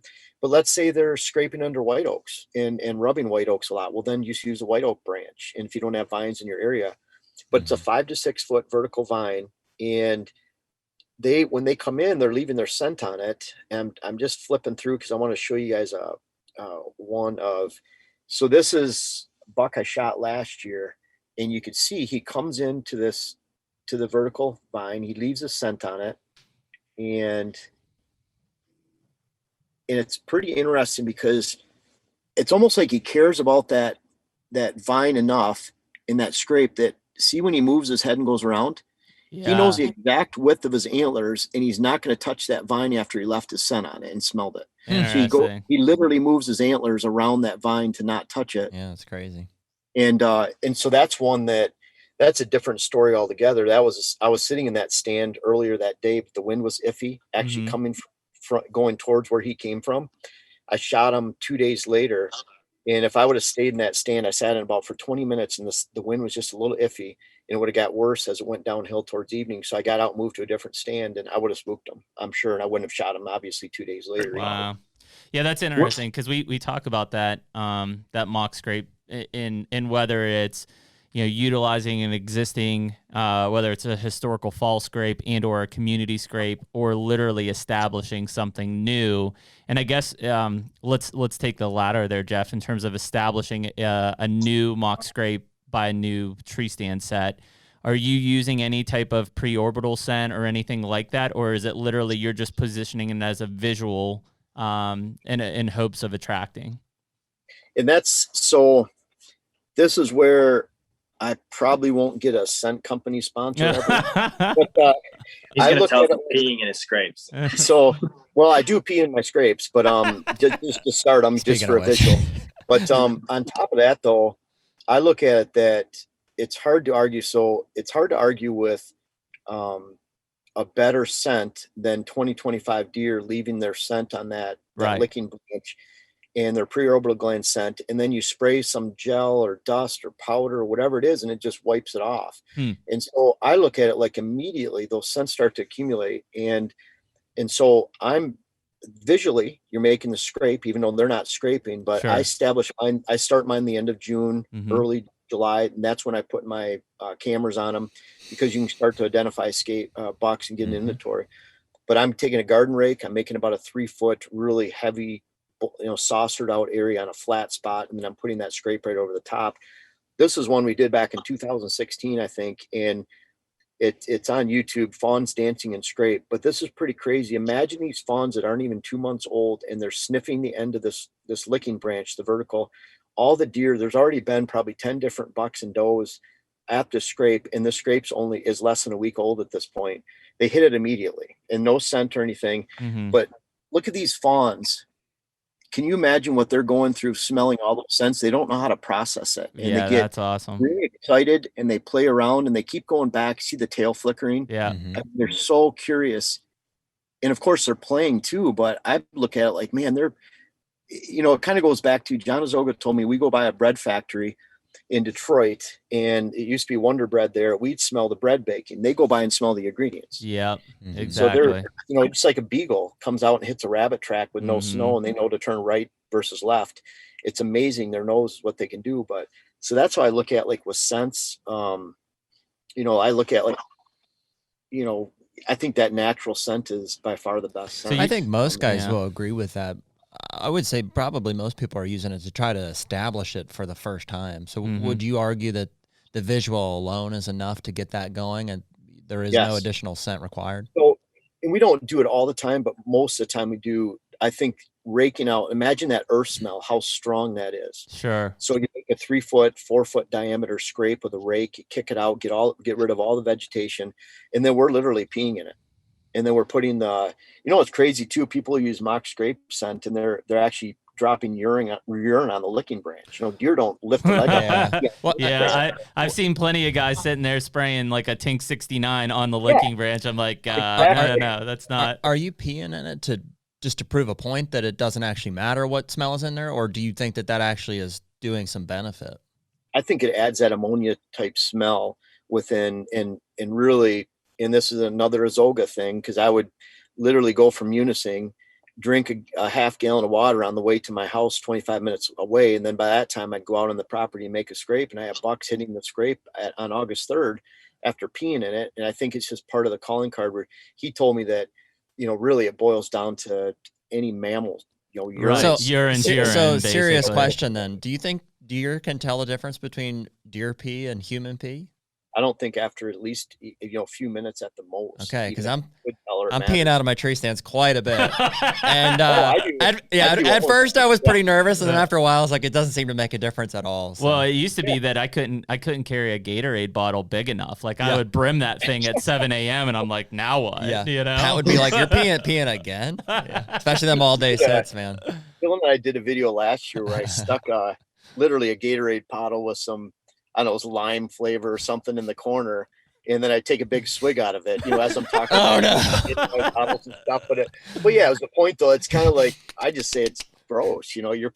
People are putting this pee bottle in their backpack and bringing it out. It is gross. I know. I found one a couple years ago. I was in one of my backpacks, and I'm like, oh, that's a pee bottle. And I'm like, have I used this in the last 2 seasons? Yeah. You're like, Jeremy, you're not supposed to put it all the way in the Gatorade bottle.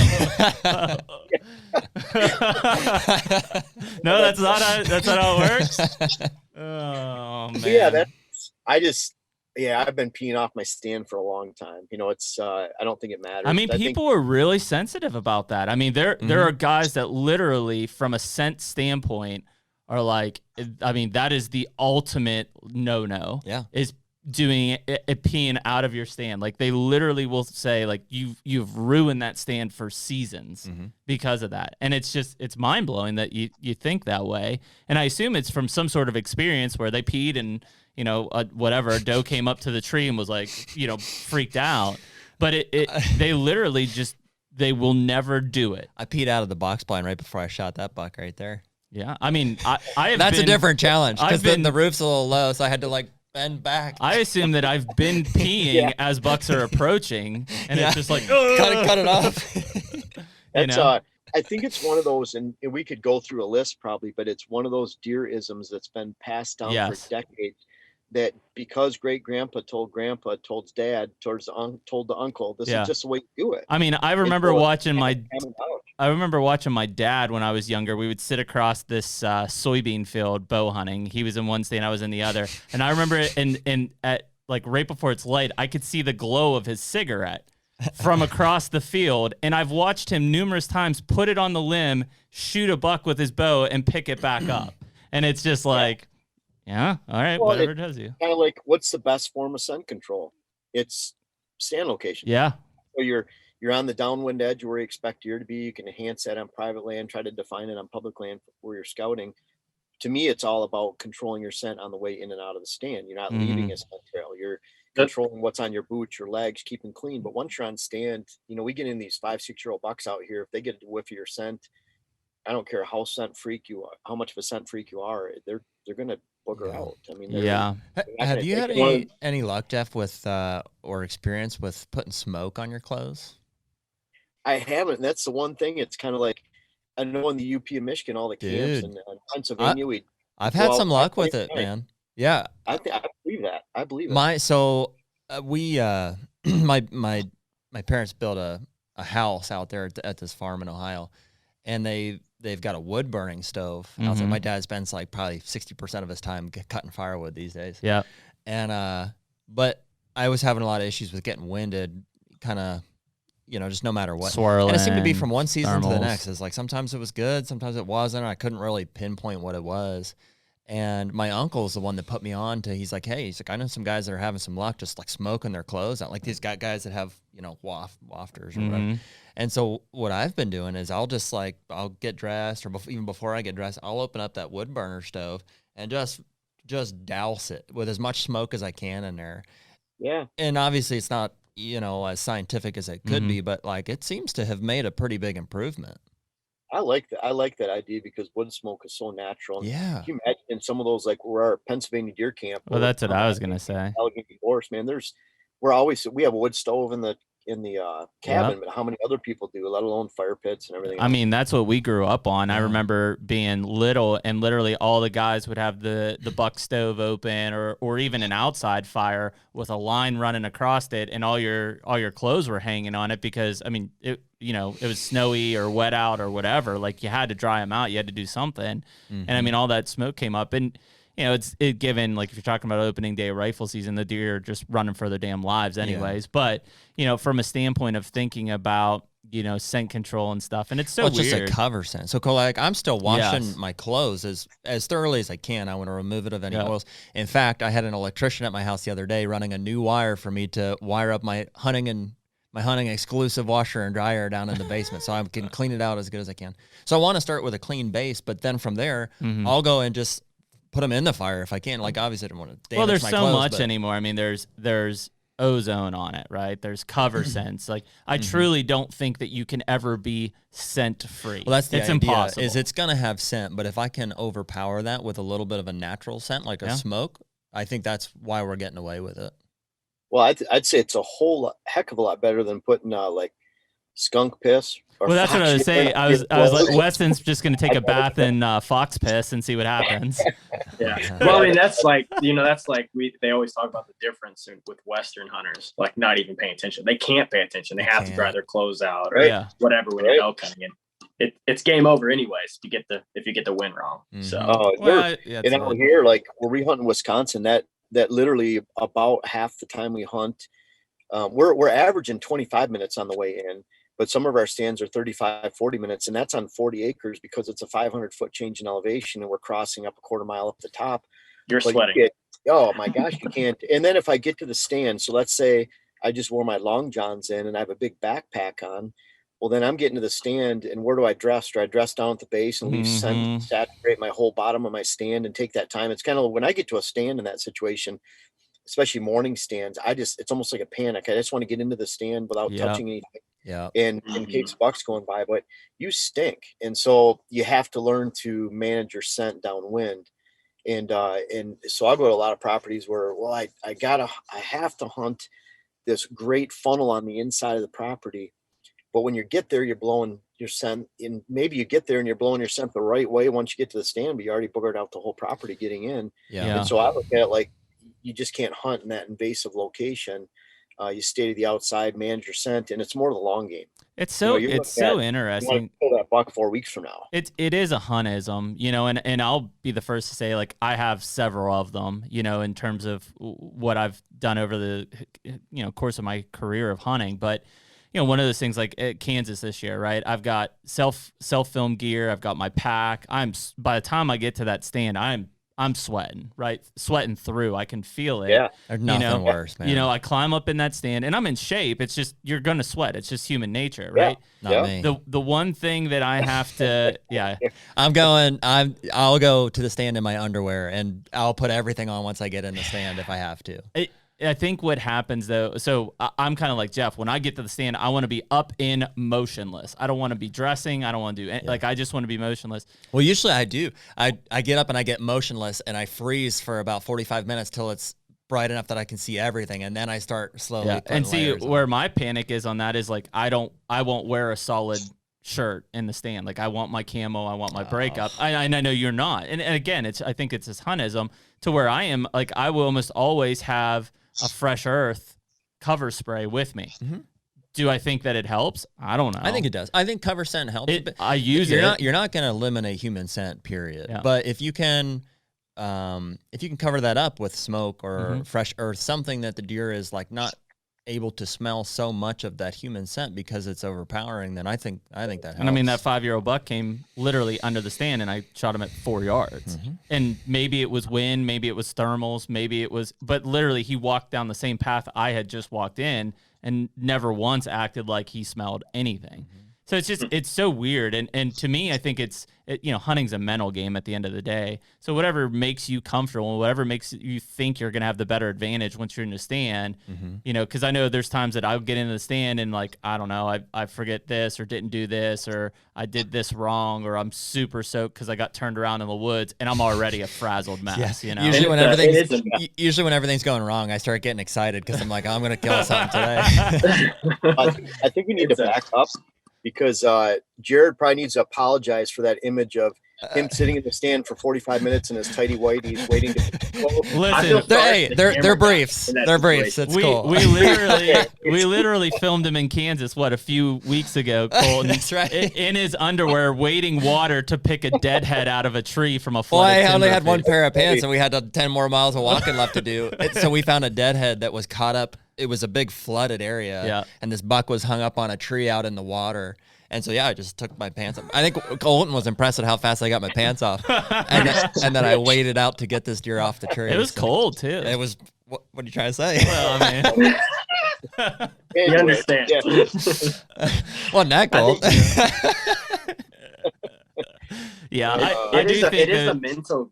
It's a mental game, because like even Jeff, like your comment on that buck with the grapevine, like you made that move to get out of there, but he might not have even showed up because he knew how variable that wind was, and he was just traveling in that corridor in a safer approach because he, potentially would have caught you. Yeah. Right. So I think that's. And he came in two nights later, he came in from a similar direction. He was just a little bit lower. Yeah. But it's I do think I like hunting those angles, those wind angles. So it's coming at a cross angle, Right. as opposed to me having the perfect advantage. It's just you're playing a slight advantage in the wind. And that's like Jeremy, we talked about that buck I killed on public land. Jeff, it was there's 2 clear cuts, and he was bedded in between where he had pines above him. He had a lot of different like habitat diversity.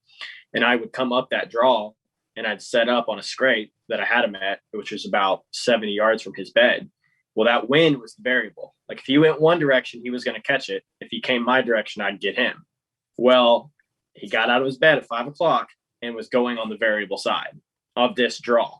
So the only thing that I could do, I didn't even get the camera on him. I rattled and turned him, but it was that variable wind. And I don't think he would have even been on that side if it wasn't for that wind. Yep. At least being halfway that direction, he probably would have exited the other side of the clear cut. And that's where the thermals are so much fun. I love thermals because you can beat the wind, and a lot of the thermals, especially when they're coming uphill or coming up a draw, it gives you that advantage where they're extremely predictable, and they'll flow in the evening down gullies and ditches. But it's almost a little bit like water in some cases. But that's what I love, because when you're on flat ground, it's the wind's the wind. I mean, Right. Unless you have a bank of conifer or a berm, a slight elevation change that curves the wind, then on flat ground it is what it is. But that's the country out here gives you so many more options. It does give you more options. But what Jeff just said right there is the reason that I believe that deer are easier to hunt on flat ground. The primary reason anyways is because the wind is the wind. There is no thermals coming into that. Oh, yeah. That's where I look at it, like they're easier on the thermals or in the big hill country, because you can cheat the wind. And so you'll have a really good cruising stand where in the morning let's say you're looking south, the wind's from the north. Yeah. You can blow it right over the top of them. Plus you can hunt that with the south winds. You get no doubt. Yeah. 180 degrees of wind advantage there for you. And then you can curve the wind too. So like if you're looking uphill and you're looking, and that wind is going from right to left, the deer are coming from the left. It's a slight advantage for you. But then as it gets closer to dark and that evening sit, it starts tailing off. Sinking it down. as you said, it's getting more and more of an advantage and less Mhm. of an advantage to the deer. Mhm. And you're playing a little bit of risk in that first part of the set, but it keeps getting continually better. I do agree with that, Jeff. I guess all I'm saying on the flat ground piece is that there's just less variables. Yeah, less So- Oh yeah, variables. and Mhm. it's easier. So like, Right. you know, I use HuntWise, and they have their wind cone. Yep. Well, that's great on flat ground. Yeah. But for the other 50% of the whitetail world, Yeah, it's actually going that way. Yeah. The opposite direction. yeah, it's kind of like, yeah, and then you get into like light winds in the evening. I love that wind game. When I started hunting in '93 in Pennsylvania. That's where I really started playing that game and learning it, because it's always just a practice. Yep. It's like an attorney. You're a practicing attorney, they say, but it's very interesting you stuff. can never master it. You can just practice, continue to get more experience. Jeff, I guess on that standpoint around the weather, you know, one of the things that, and really probably how maybe even you and I came across each other is, you know, kind of your whole weather prediction, call it model, right? Yeah. And, you know, I assume just like anybody that probably started with just a massive amount of spreadsheets and pen and paper and observational data and things like that. And obviously it seems like it's advanced a lot further to now what inclusion in HuntWise really in some of those model formats and predictabilities and things like that. But kind of go through us, because I'm, and I won't speak for Weston or Jared, but I may hunt a lot less, but hunt the right times than, you know, days in the stand. And that's how I've always been. In fact, most of the deer I've killed has been first sit, first time in a place, and or first time even being out for the season. Not that I don't want to hunt, but I just hold myself back until I think it's the right time. And I know your mindset around that is very much like there are days that it seems like, man, I'd love to hunt, but probably you're doing more harm than good.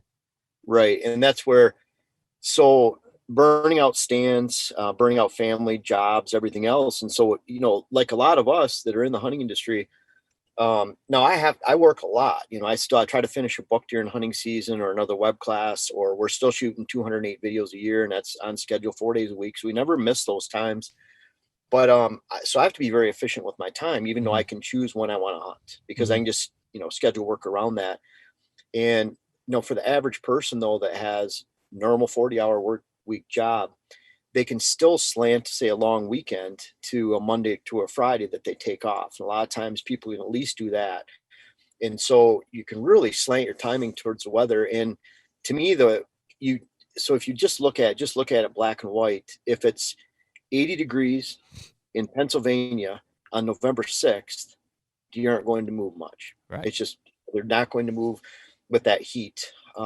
If it's 80 degrees, 35-mile-an-hour wind, and you have those high winds, now they might move to get out of the wind, but they're not moving in the wind. And so if it's thunder and lightning, thunderstorms, they're not moving much. If it's a blizzard, they're not moving much. By the time you take out all of those variables for bad days, whether it's high winds, high temperature, extreme weather, you're left with half the days.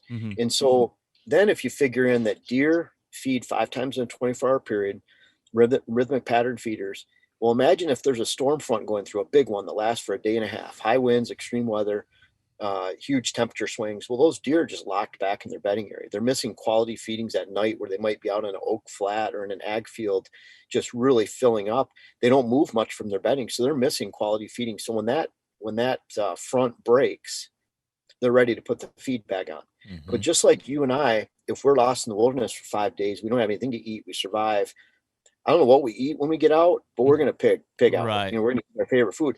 But do we pig out the next morning or the next evening? And so that weather-induced feeding binge doesn't last for a long time. So I look at it like you're taking out all those bad days. You have the big weather change. You put a premium on once it does change.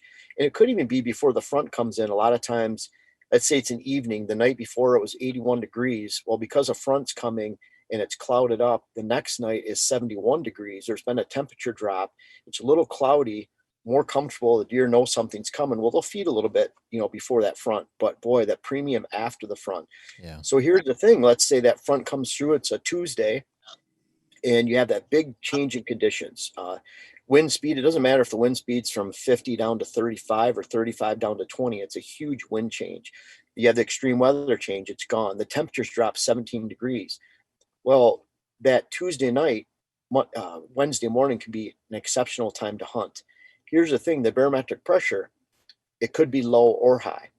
So it's going to be a great time to hunt regardless of what the barometric pressure is telling you, because all those conditions change, the temperature drop, there's a feeding binge change. And now you have another storm that's coming 3 days later. So the barometric pressure is actually low. It's still a great time to hunt. Now that next front drops, everything changes. The barometric pressure is high, but it's high. All the changes have taken place because the weather's moderating. It's going to clear out. Still a great time to hunt. Now, 2 days later, the barometric pressure might be actually higher because it's a high pressure system that's settling in, but you don't have the feeding binge. You don't have the drastic changes. So that's why barometric pressure is just a reflection of the weather and the physical changes, but it's not, to me, an indicator of deer movement. Yeah, because deer movements can be induced by physical changes, not something that's intangible. They don't have a BP measure in their head. But, and usually they do go hand in hand, which you're saying there. Yeah, you could have, it could be a low and still be great hunt, and it could be a high. And this is where, like, you watch deer, there could be the same barometric pressure reading. There's a front coming in, and you see them that's light snow, wet snow, and they're out there feeding in the fields. Then at the same time, they're not getting caught with the same barometric pressure reading, even though there's a blizzard coming. They're not getting caught out in that blizzard. So they know by physical, whether it's wind speed, moisture content, they know whether they can go out and feed in that field before that front comes through, or to stay back in their bedding areas because they're going to get trapped in a 3 foot deep or, high blinding winds blizzard.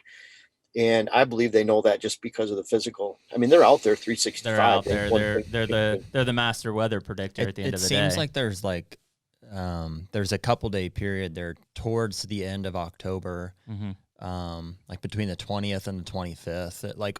Amen. It seems like the most predictable. Like if you have one of those changes happen, like front come through, temperature drop, barometric pressure rise, and you've got a scrape near a known bedding area that a buck you're hunting is near. It's almost like that is the one time that I feel confident in a given year that I'm like, that buck is gonna be at that scrape within a few hour period here. And like it seems to be your best shot every year. I think that's the day, the 25th was the day I killed that buck, and it was Wes and we both did.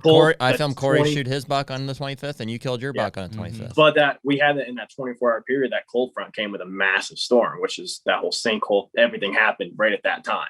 And then next morning, this is that picture I showed where Kermit, that buck, he was avoiding that scraping after he hit it. That was October 27th last year, and so we had a lot of dead bucks around here in Minnesota, Wisconsin at that time. Our neighbors shot 2 or 3 of the big ones a mile away, 2 miles away. Some of the guys that hunt on it's an MLO property. It's like 2,700 acres. There's a bunch of guys from Matthews that hunt on it. And then Pat Reeves shot a big buck on that land during that same time. It was all on the same front. But you guys are right. It kind of like there was snow at that time. You guys would have been like 2 days after us. It would have been that time or a day later. But bottom line is that kind of establishes the beginning of the roller coaster. Yeah. It definitely did. Yeah. I mean, I know you guys killed on the 25th. I was planning that because I had been hunting a really big buck here in Pennsylvania. And I knew as soon as that front moved out, like that was my chance. Front moved in the 26th, knowing the 27th was probably going to be the day I go after him. Night of the 26th, he gets on the first hot doe, I imagine, walks right in front of my damn stand, and it's just, you're literally playing hours there. You know what's going to happen.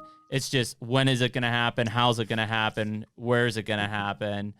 And that's such a cool thing. And then when you have the flexibility of that hunt, and again, like I'd been holding off on that deer. I didn't hunt that deer yet that season. And it was mainly because I had seen him, but there was no pattern. There was no indication that I could kill that deer in daylight hours until, okay, here it comes. Get ready.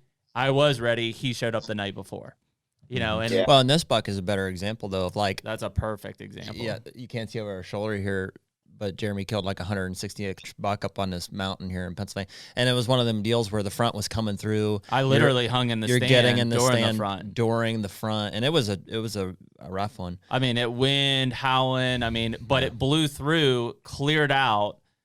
and the moment it cleared out, we had about an hour left of daylight, and that buck came off the hill with 2 other bucks and we're going down to hit a mock scrape. That seems to be a replicable like scenario. If in that period of October you can watch for that front coming through, and if you have a buck that you've got somewhat of a pattern on, like that's probably in my opinion, your best chance to kill him. That 15th to the 20th, I usually can get on a good buck on a scrape, and then if there's a cold front at that time, and then really for me, it's the 24th, 5th, 6th, and 7th. Those days.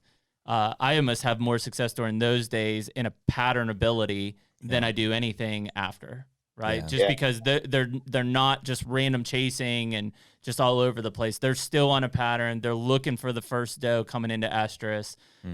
They're crushing scrapes at that point. It's probably one of the best chances I think to put an arrow in a mature buck. And that's you can even see that though, like, so it depends on what the bucks are doing. So if they're coming into a good food source early October, and they're just a little after dark, well, a big cold front can just push them right on that field a half hour early. And so I started watching those cold fronts for feeding deer. I call them feeding fronts, where you're hunting evening food source stands. But then when you get in the end of October, that last 10 days, that's when I'm hitting those first morning rut cruising stands, and it's all based on the weather. But I'm looking for bucks that have told me, they're there. You're getting several pictures a week. They're in and around shooting hours, maybe an hour after. So, they're close. But then you have those non-core bucks that I'm getting 5 pictures of in September and October. And he's obviously living a mile and a half away, or he wouldn't be showing up at midnight or 2 in the morning. Those are about half of my best buck kills because I'm not going in on those bucks until the primary rut. So I look at, like, you have 10-day period there where it's a peak rut and they're really moving. And you take that 10 days, there's probably only 2 good weather days in that entire. He's not going to cruise when it's 80 degrees and not going to cruise when it's high winds, when it's stormy. That narrows it down to about 2 days. You go in and kill him, and it looks like it's a needle in a haystack or very random. You only have 10 pictures of him over 3 years. But he's told you for 3 years he's going to be there during a good day, during the peak rut. Don't bother hunting him any other time because he lives somewhere else. He's got to breed a couple does. It gets hard. All of a sudden he's wandering out. And so about half my bucks are non-core bucks because, let's face it, a lot of us don't have those huge acreage where we control a buck's movement during the daylight every day all season long. Yep. Are you hunting them in that rut funnel, or are you hunting them like over actual scrape? Most of the time, well, we have a mock scrape on every stand location, so we're giving them that. But I'm hunting closer to bedding area in the morning, between bedding areas, cruising bedding areas, and then I'm a lot of times, so I can maximize my score of the day. Kind of like if you sit in a morning stand, it's a 10 out of 10 during the rut. It's just beautiful. But the closer it gets to dark in that stand, the more deer are moving towards food source. So that becomes a 1 or a 2 out of 10 in the evening because deer are moving away from your position. And so I'll look at it like I'm getting out of that stand and flipping over to an evening stand that relates to food, not necessarily on food, but close to food. So I'm at the bottom of the funnel of daylight movement as they're going to food. And then I can get a 10 out of 10 in the evening, a 10 out of 10 during the day. Whereas if I sat in that same stand all day, I get a 12 out of 20, if that makes sense.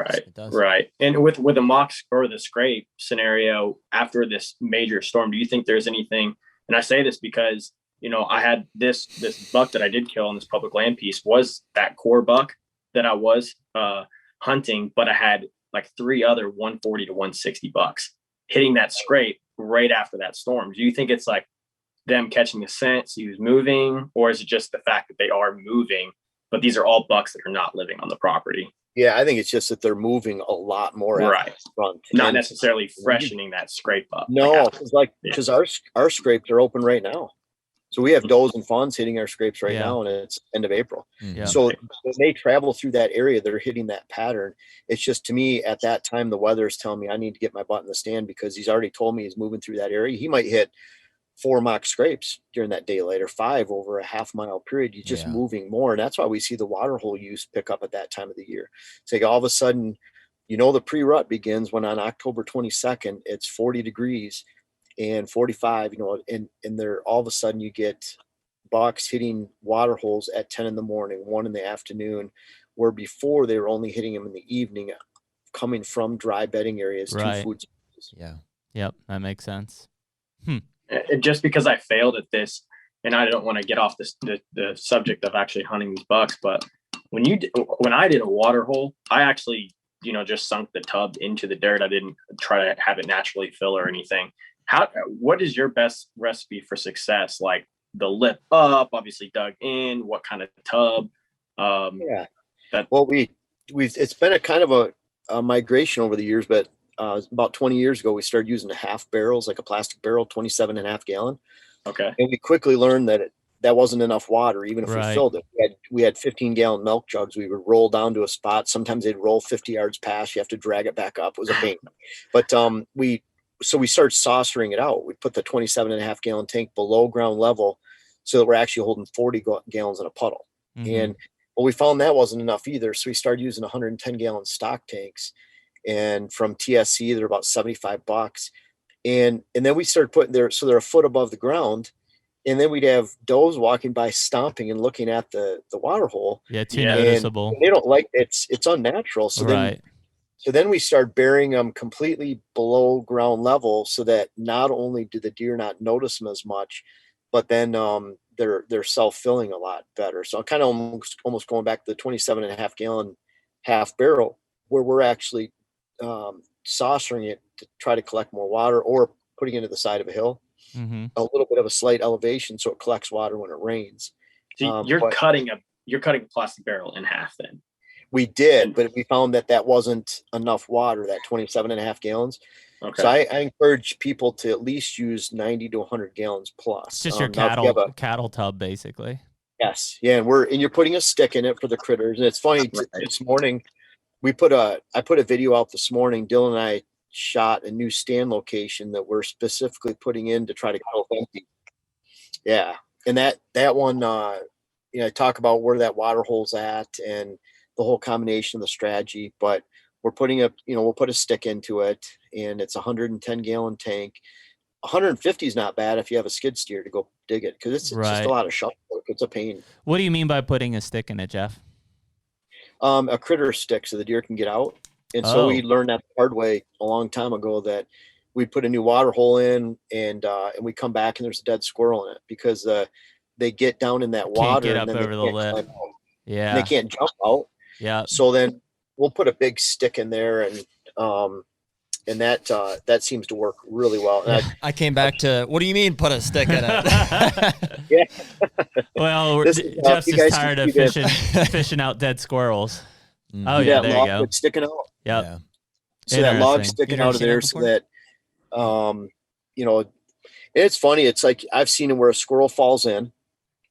So they fall into the tank, they thrash around in panic, and all of a sudden they hit the log and they get out, and then they're stressed out. They go sit over and shiver by an oak. They just sit there, and you can tell it's like they almost stressed. Not cool. Yeah. Not cool. And then it's Buddy that was watching the whole thing, goes over on the lip and does the same thing. Yeah. That picture you showed is exact, like that looked like my setup, and I couldn't get a deer to hit it. So I'm going to try that. I'm curious, Jeff, what are your thoughts on putting water holes on properties that already have existing, creeks and That's a good question. I had a question about that again. I get that question all the time on the water hole videos. And someone was asking, I have a creek, there's a bedding area here, and it comes in. So it's too long of an answer for YouTube. Let's put it that way. I mean, if I can have a censor too, but there's so many other comments to answer. So I answered this. YouTube said I engaged with 27,000 comments last year on YouTube. So holy cow. I want to just hit them quick and move on. But yeah, I look at it like, if the deer are bedded dry and they're on the way to an evening food source and it's dry in between, it doesn't matter if there's water 100 yards the opposite direction, because they're not going to leave their beds, go 100 yards out of the way, except maybe the rut. If they establish that pattern where they're leaving a dry area, hitting water on the way to the food, then that's really all it takes. So you could have, like around here, a lot of good water hole use in the tops of these ridges, where we have tons of water down below in rivers, creek systems, cattle ponds, even cattle ponds out in the field here. Mm-hmm. But again, if it's between dry bedding areas, if it's between a dry bedding area and afternoon food source, then it will work. Or just has better cover and maybe less pressure involved. Well, it's consistent too, because you'll have like water holes or swamps that dry out, and they'll dry out even during the hunting season. But if you can keep water, we go in with like a 275 gallon tank in the back of a pickup or trailer, and you back right in there and just throw water in it. Mm-hmm. We can keep water in those, and especially middle of October. Well, that dry water hole next door or swamp might be completely dry at that time, and it's not Mhm. attracting anything. And what I find is if deer are hitting water consistently in a certain spot, and then it dries out, it takes a couple of weeks for them to realize that, hey, there's water back in Back in this, it. and establish See, the daily patterns. I've If you have like an ephemeral pond, kind of like Jeremy, that Kentucky lease that we Mhm. have, we've got like one of those ponds, that ephemeral pond up there that's going to dry up. Would you and if it's in that ideal spot like this one is, would you recommend in trying to, because I interned for Grant and he did a ton of ponds, you know, the bentonite. Do you suggest trying to like dig it out when it's dry, bentoniting it, or like trying to make that work, or just going ahead and putting a tub in there? Well, and that's a good question. Remind me about EHD with that too.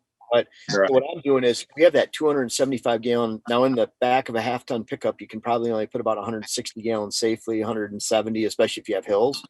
But I'd put a 3-foot piece of PVC pipe on it and just back up to that and fill it, you know. So if that's going to hold water, but it's just dry, boy, you can put 160 gallons in that, even do it twice. Now you have 300 and some gallons in there, it'll probably last. One of the problems with EHD, and I think it's a huge benefit with the tanks, is you're not establishing that drying, cracking mud around the outside of that tank because water is not above tank level.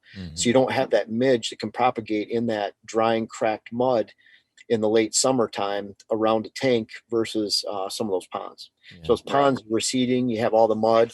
And so I believe that it's not that you're EHD proof in the property, but I'd rather have, like we're taking 2 water holes out this year where they're just not in the right location, but I look at them as just big EHD spreaders too. Yeah. Yeah, that's a big one, man. And I'm looking at it again. A lot of what I'm hunting is big timber, ridges, terrain-based stuff. You know, even in Pennsylvania, like I've got some beautiful creeks that run through these properties. The one thing that I'm finding is most of the deer movement is not in tune with those creeks and that terrain. Not at all. Right? It's ridge based. It's coming out of bedding areas that are on top of these knobs and then dropping through. And so even though there is a prevalent water source throughout the entire year, I'm sure at some point they're hitting those. But I will say from an observational standpoint, cameras and in person, I don't see these deer touching those creeks. Right. And so I wonder the benefit of placing some of these water holes directly in the path from bedding to food along these ridges and stuff, which naturally the water from a rain is running down, could create just a really significant tree stand spot. I think your property on the mountain could certainly benefit from it. Yeah. Which is interesting, though, because both of our properties have, well, that's a lot more terrain than where I'm at in Ohio. But, Jeff, where I'm at, deer can't go anywhere without crossing a creek somewhere. So I've struggled to it is tough. Get real excited about water holes. However, I have done one water hole where it made sense. In fact, I kind of just, we did a culvert there and I dammed it up a little bit. I've got a real nice water hole that I've got plenty of pictures of bucks rolling around in it and stuff, and it's awesome. But most of my property, if a buck is coming off of a bedding area, typically, Weston, we talked about this last week, they're staging low and then getting ready to go back up to the next food source. And in every creek, there's water almost year round. And see, I'm not seeing that movement. Although those creeks are existing, I'm seeing like ridge to ridge and or running saddles and stuff. Well, and mine is a hill. There. Yours is a mountain. Yeah, there's nothing. There's nothing difference. there, right? And so, and again, this is where I'm looking at it from a strategic standpoint. I've got oaks and acorns everywhere, right? How am I in between these food plots and stuff? Yeah. How am I drawing them into an area that is, essentially a better kill funnel? Have you ever seen your property kind of have you guys ever come across this called Hill Country Bucks? Was this video that these guys did a while ago? Is that like Texas Hill Country? No, it's just Hill Country in general. They did another one called Farm Country Bucks. Oh yeah, I remember that. Yeah, yep. And these guys were big on like, finding basically scouting an area. It's terrain based. Yeah, it's terrain based. Anyways, those guys killed a buck on a water hole. So what they did was they had a water hole set up kind of adjacent to a bedding area on the downwind side of a ridge. And like this buck just got up out of his bed, walked, 100, 150 yards right over to this water hole in broad daylight, and he smashed it. I could see you doing something like that on this property. I mean, here. I've seen a lot of that. And again, early in the season, heats up, in between that bedding and food. I think those water sources are super critical, especially in Kentucky when we're talking early season velvet, September based type stuff. But then as we get to that more active time period in October and November for the rut, deer need to be consuming that. The water content in the food that they're eating is much, much less than it is most of the other year. So it's just trying to, again, it's getting creative, right? And I've got 1,000 acres on the mountain to hunt. I also have 30 acres behind my house that I'm thinking about it. I've got a huge creek that runs at the bottom, but there's no deer. It's closer to the road too. There's no deer touching that I see. No, they don't go out of their way far. They don't go out of their way that far to hit it. Exactly. Especially if they have to go through open cover. It's not on the way. I mean, they're efficient movers. And what you find too is they'll hit a muddy, just dirt filled, algae filled, mosquito filled water hole versus a clear creek anytime. And Azoga told me he thought it could be either nutrients that are or some type of mineral or something. Yeah. Or he said also, they're very efficient creatures. They want to just go take a drink and move on. And that's what I like about water holes too. It's a quick stop and they're moving off. You don't get in and out and spook them that much. But he thought the temperature of the water, if it's significantly higher in those areas, they can just drink really quick and leave. It's not this cold shock to their system where they're drinking this. That makes sense. Steamer Creek. But he said, we have to study it. Of course, those are just him kind of throwing ideas out there. Right. They do seem to hit muddy, algae filled water. And so, on Jared, on your property, you might find that something that's muddy and dirt filled and a little bit more natural, they might actually hit consistently, especially if it's on the way to that afternoon food source. Remember you had that one mineral lick that tended to flood around it. It was on a stump. It's actually right by the water hole. But it would fill with water, and I think those deer obviously they loved it. Yeah, they dug it out and made it a water hole of its own, and it fills up when it rains. And I remember asking you about that. It looked like a swamp, like Maverick was sitting in it. Yeah, that's where I had a bunch of pictures. Of Goose was that 160-inch. It's an interesting situation because I think that as we obviously. And not in saying it's the buzzword, but I mean, people love food plots, right? And it's a cool thing to do, and there's a ton of benefits around it. In a lot of places, especially big timber, like it's tough to establish a food plot. Not everybody's going to go in and clear a half acre, bring a dozer or a drum chopper in there, and so you kind of have what you have to work with here. And, it's good to establish food plots in different places for that attraction point. But if you think about the amount of time in big timber, especially even when we talk about like our Illinois property where we've got that bigger buck, like those deer are just cruising big timber ridges. And so figuring out how they're funneling through those places and what they're doing becomes so critical. And I think having success of harvesting those deers based on, no offense, but probably 90% of deer hunters just sitting on a food source, period. Like that's what they're doing. Well, most people are with the food plots. They're the biggest reward potential and also the biggest risk. And 100%. So I'd say 95 to 99% of all hunters that have food plots are over hunting them and destroying their property because they attract every deer in the area. The higher the quality of the plot, the greater the risk because you're attracting more deer to it only to educate them. At the same time, we shot a video yesterday as far as what to do in year one, what to do in year two on a new property. And year one, the first thing that it's almost like if I couldn't lease or own or hunt by permission private land that I could put a food plot on, I'd probably move elsewhere because the power of that food plot on private land is, so if I had a food plot system here, and really around here, most people are just using corn and bean food plots. And so they need 900 acres to 1,000 acres or more to compete with me with 200 because I can have food plots that are more geared towards the entire season, more established at base. And they're not going to see as many bucks as I do in general because I'm going to have a higher level of attraction. At the same time, if I don't manage that level of attraction, I go in and spook those deer off those food plots, then they're going to go right back to those properties. Right. I've had that problem as well. So. Yeah, it's pressure. I mean, at the end of the day, doesn't matter what you do on any piece of property. Pressure is the number one killer of big bucks. I mean, you're not going to kill big buck if you put pressure on that big property. Big buck sightings, anyways. Yeah. I mean, it's kind just of holding deer, creating a deer herd, creating a quality herd. That kind of thing. It's always the hunting. How you hunt is lowest hole in the bucket. So if someone's designing properties and they don't have that hunting background, it's impossible no matter how much education they have, because if they haven't, it was interesting back in 2005, it's the only time I had a booth. It was at the Green Bay Deer Classic. And I went there and it was cool. I think I got 4 clients from it or something, which at the time was a big deal. Mm-hmm. And 2006, right around there, I had someone come up to me and they said, they were going to be my competition. And I didn't know who he was. I mean, I barely knew who I was.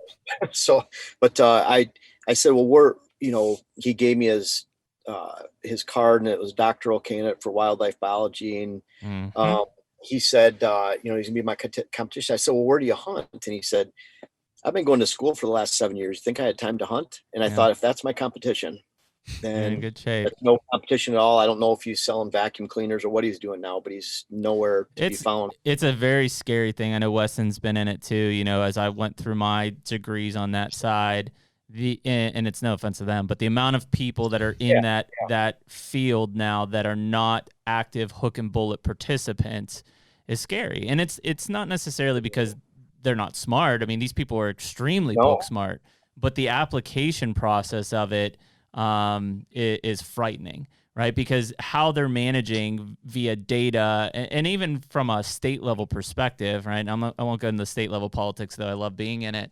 The fact is if you've got people that are simply basing it on wildlife data and not taking into any factor the human aspect of that, it's easy to manage a deer population, manage the people. That's wrong. Good luck. Yeah, it's a tainted sample. That's where you're going to have your issues. And so, as I went through school, I was the guy who was like, I'm doing this because I just love to kill, skipping class to hunt. hunt. Yeah, I mean, and it was application process. Like I'm sitting in a silviculture forestry class, not because I really cared about what the value of that timber was. I just wanted to make sure that I could grow better habitat for deer hunting and stuff. So, I think that as you start to look at this, there are, and I don't know how it is, frankly, Jeff, I've kind of been out of the loop, but I don't, back in the, call it 2008 to 2012, 13 timeframe when I was in consulting pretty heavy, it seemed like it was kind of a dime a dozen. There was a lot of us in that consulting pool, and I knew some of them that I thought were very like, hey, these guys know what they're doing. Like if you're looking for somebody else on a second opinion, 100%. But there were also a ton of people where I'm like, I would not bring that person onto my property and let them tell me what they would do. And it doesn't boil down to exactly, one thing. It is scary that we have a lot of people managing our state wildlife that don't have any kind of hunting background. That's a side topic altogether, and don't have any hunting experience. But at the same time, if someone, maybe it's harsh to say, but if someone doesn't have that hunting background and success background of hunting, then how can they go manage hunting properties? They can't. Even if they have all the wildlife management education and forestry management education in the world, if it's one, they can't relate it to hunters, but two, if they haven't proven success, then how could they teach someone else how to do it? I think it's agronomist in most cases. I mean, that's what I end up calling them. I'm like, listen, they're going to come in and tell you what to plant. Why? Why are you planting that? What is the purpose of that? Why is it planted where it is? Like those details are left out. What's left behind is, you're going to plant this at this rate because I said so, and there's no thought process behind it, right? I mean, I've got plenty of people that I'll end up going to and they're like, we've got this 50-acre, centralized plot on this property. And I'm like, holy shit, 58. Like, what are you doing with that? Like, you're a bow hunter primarily. How the hell do you hunt 50 acre?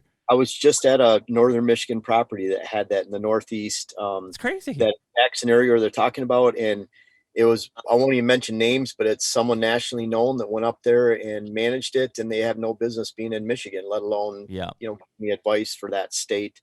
And that's what it was all about. And so the two neighbors that I went to that property was 1,800 acres. And the guys I was going to are 160 apiece, and they're shooting better bucks. I know. And had better buck potential because they're driving ATVs out to stands. They put this huge attraction of dozens of acres of food plots, kind of like one was a giant cornfield in the middle, and kind of the same. You're probably talking about the same person. I don't know. It's very possible, you know. It would. I mean, listen. At the end of the day, I know that a lot of these guys who are passionate about it, and no offense, but the guys who have money, they will call several of us, right? Because they want to see these different opinions and stuff. But you know, I think what's important, because and correct me if I'm wrong, Jeff. You know, from your consulting standpoint, you do a lot of stuff upper Midwest, Northeast based, right? I mean, is that accurate to say? Like, are you traveling into Kentucky, Mississippi, Alabama, Georgia? Are you doing any of that? Or are you focused in? I've worked in 26 states, and at least, for example, been in Oklahoma several times, in Alabama, Tennessee, Virginia, all the way over on the East Coast, Maryland, Delaware, Vermont, New Hampshire. But what I've done just before efficiency of schedule is, as it gets down to, you know, we'll turn away over 2,000 clients this year. And so I'm looking at, I want to work out of one hotel room, and I want to have 10 clients in 11 days. That's my schedule for 10 months. And so for one, you know, price point, I could charge 1,000 more, but it would limit the number of people I have. So I don't want to have days in between that I'm wasting traveling from one state to another location. So there's an efficiency of scheduling, but I've really pulled back to where I'm going to Michigan 4 times a year. I'm going to Ohio three months out of the year. And then I'm going to Minnesota, Wisconsin, the rest. And I don't even like going to like just a random day.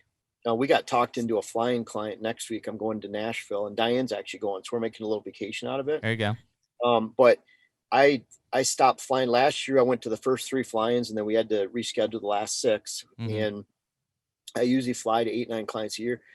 Now I'm just pulling back into those Ohio, Michigan, Western Pennsylvania, a little bit in Illinois, Iowa, Minnesota, Wisconsin, Michigan. And then Dylan, who works with me, he's been going to clients since 2016. And a lot of people don't know that, but he's got 23 3-day fly-in trips that he's had scheduled through September. Wow. And then several site visits. So he's been to already Oklahoma this year, Alabama, Mississippi, West Virginia, Pennsylvania. He's been to New York twice already. Very cool. He's getting out to all those states that I used to go to. But what I find is, what's cool about going to all those areas, I like going to them just to experience them. What you find is deer are deer.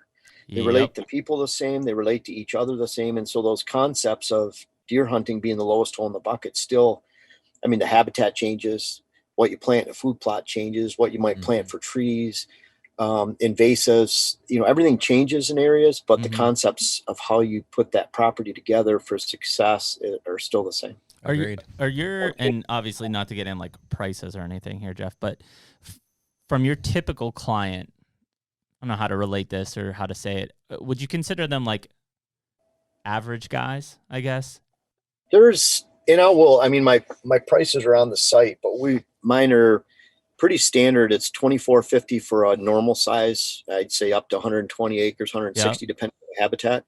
And then, you know, it's just a daily fee. If it's the larger parcel where it's going to be more like a 12, 13 hour visit for the day, then that's $29.50. Gotcha. And so what I find is, and unfortunately, as I've gone from $500 a day to, you know, $100, $200, we've all tried to figure out where's that sweet spot. Yeah.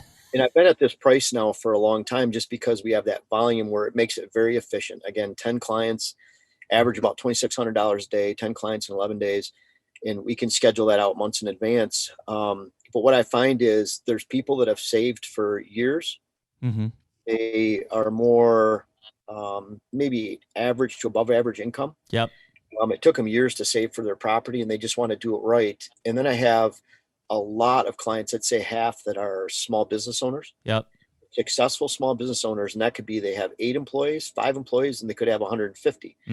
But they're self-employed small business owners. And then I have professionals on top of that. And so I still get a pretty good mix. But as that price point is increased, then not as relatable or affordable, I guess, for more the average. I'm curious, what is the most what's the most common life cycle of a client in terms of, like, you're going out and doing a 1-day visit, and then are you handing them a report right then on the spot to say, here's what I would do? Or does that come after the fact? Are you involved with the implementation of whatever you're prescribing? we have, I have different people in different states that I can recommend for food plots, hinge cutting, putting bedding areas in, plantings, things like that. So we have a pretty good network there, even foresters in different states too. But what I'm doing is, and I think it's really critical, because once I leave that parcel at the end of the night, it's not any clear to me 3 weeks later. Like, I don't need to look at this and study it. Yeah, I'm you're going by your gut. Like, here's what Yeah. it is. Here's what I'm seeing. Right. Kind of making those hunting balance decisions Yep. based on your. So I call it coffee and breakfast, or breakfast and coffee. And so that's when I meet them in the morning. It's probably about, on average, an hour and a half to 2 hour discussion. We're going over things like, what's been successful for you with food plots. Are you willing to bring a dozer in? What's worked for you? What hasn't? What are some of the problems? Are you seeing nocturnal deer, Mm-hmm. daylight deer? What's going on in your neighbors? What's your access like? So that when I go into the property, I meet them at 9. Let's say I go to the property with them at 11:30. I already have a pretty good framework and foundation of what that property probably should look like. Mm-hmm. And then when we're out there, that helps me saying, yeah, this food plot should be here. And if it's here, this affects your access. This is where stand location should go. So then let's say we're on the property for anywhere from 2 to 5 hours. Then when I get back, I tell them right up front that, I'm going to need about an hour where I can draw the property out. A lot of times it's in my pickup or in the corner. And I'll say, I don't have a time frame. I don't work on a certain time frame. I'll say, if you guys want to talk, it'll take me about 3 hours to draw, and that's fine. Or I can just draw it, knock it out in about an hour, and then we can discuss it. And so I'll draw up the plan right with them at that time. And then we'll discuss it.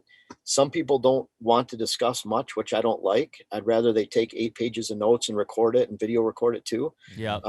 But usually I'd say the average discussion time is around an hour to an hour and a half, and we'll have it on record the entire times. And I encourage them to not video it from their phone, for example, to get one of the recording apps, because then they can email it to each other. Yeah.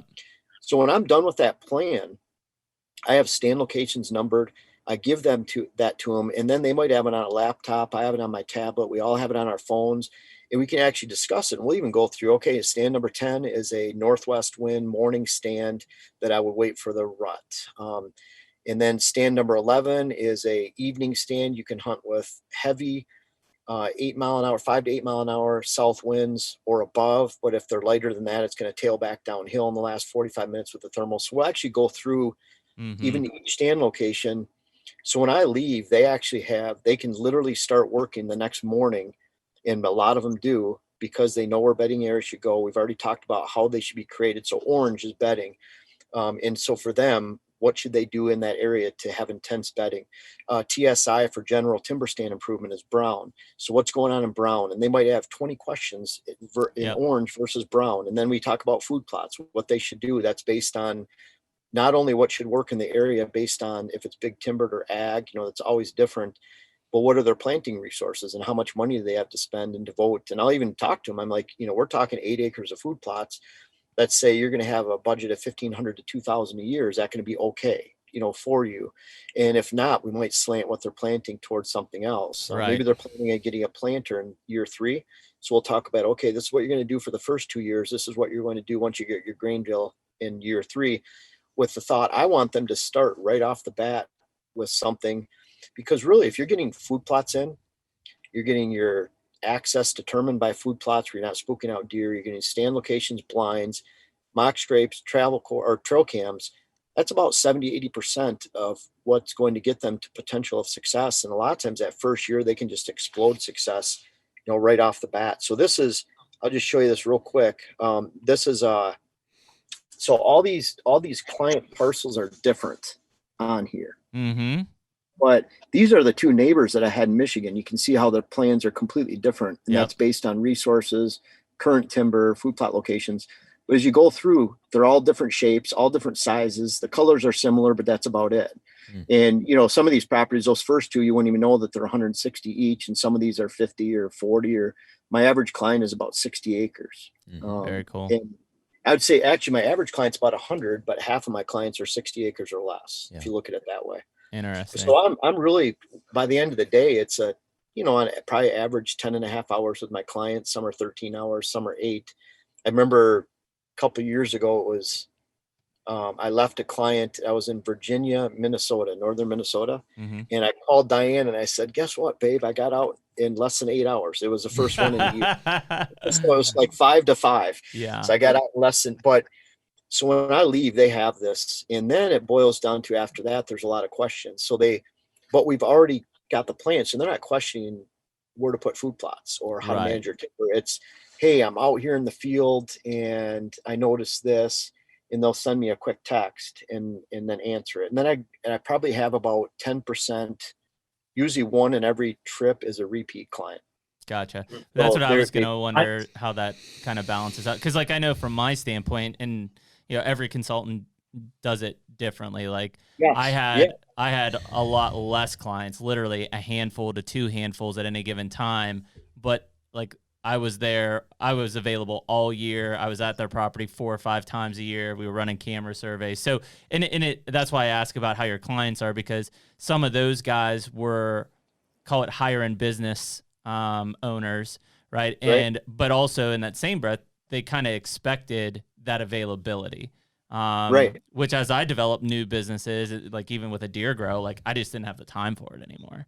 You know, and so as much as I love to do it, like I couldn't be at their disposal as well as my business's disposal, as well as my family's like there just wasn't enough time in the day. Oh, that's where Diane schedules all the clients. Mm-hmm. And so we figure with her, she averages about 15 emails a client. And we figure it's about 4 months of her time to book my schedule. So right around that time, and then she's handling all the books, shipping out the books. So if I talk to the clients, I bet you I would be able to schedule about 50. Yeah. Instead of 100. I went to 124 last year. And how many are you saying you're going to reject this year? 2,000. What's that? How many are you going to reject this year? Over 2,000. That's crazy, man. How smart is it? We'll go to Ohio. So like I'm in New Philly in February, I was in New Philly for 10 clients in 11 days. And so if I have a client that is in Northwest Ohio, it's too far outside of that window of 2.5 hours from the hotel or 2 hours. So if I'm in Lower Michigan in Big Rapids on the west side of the state and I get a client, I could have 15 clients potentially in the Alpena area, but I'm not going to be in the Alpena area. So we just have to turn them away. So so that's why like in Michigan and Ohio, Wisconsin, I'm flipping around from different cities. And then we establish that client trip approximately, 6 to 8 months in advance. Mm-hmm. And then we fill that client trip. And so I really want to just work out of that one motel.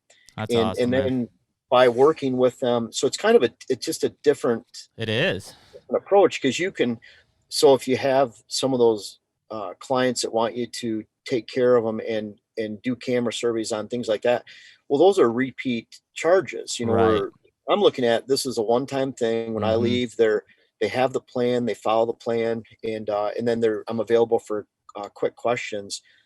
But then I'm doing that and we can manage that pretty well, and then shoot the 200, we shot 14 videos in the last 2 days. That's insane. And 2 of those were web class videos. So we're coming out with a new web class May 20th.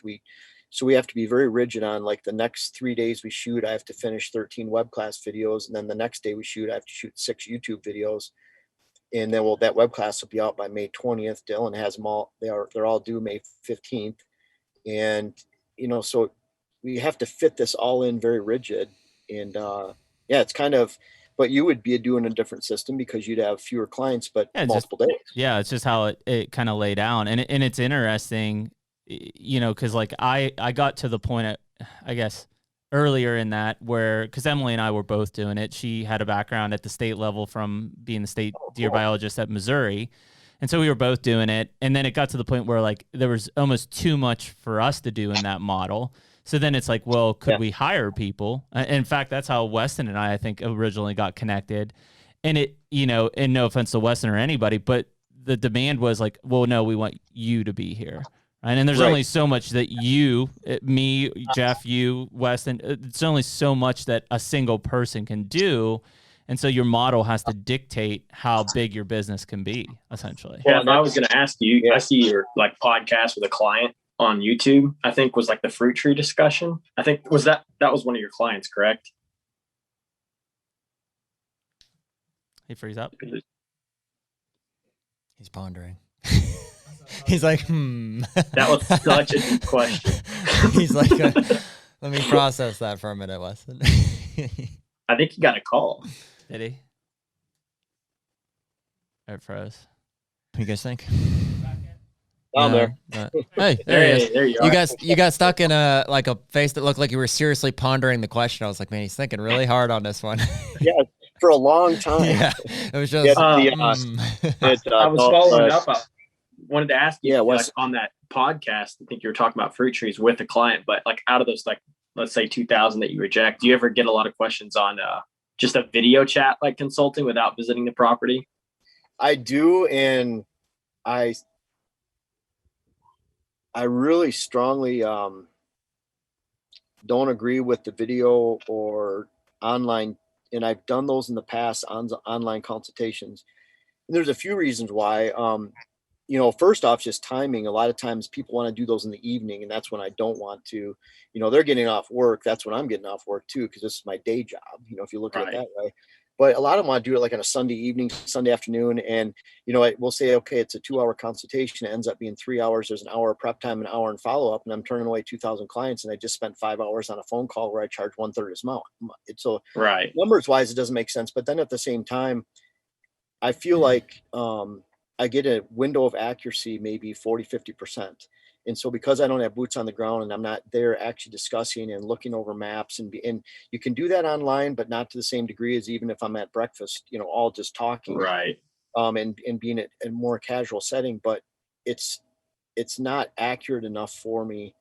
And so I follow up on a lot of clients that have, and I'm sure people follow up on me, I've been on a property but I follow up on a lot of online consultations where it just wasn't enough that they felt to be accurate, and they didn't feel that confidence level to actually implement the plan. And so I look at it like, that's why I came out with the web classes, because I go through a systematic approach of what I would see in my head for 18 videos in 11 hours, where I ask people to assess their own balance. I say, okay, this is happening. This is what we do. It starts out, literally the first video is called Breakfast and Coffee, but it takes them through a systematic approach. So I feel like that's still not 100%, and who is 100%, but it's, to me, a little bit better than an online consultation, because it allows them to see all the balances that they can assess on their own I give them a workbook, they can draw it out. But bottom line is, even just from the timing standpoint, I haven't done a lot. I get so many questions about that though, Weston.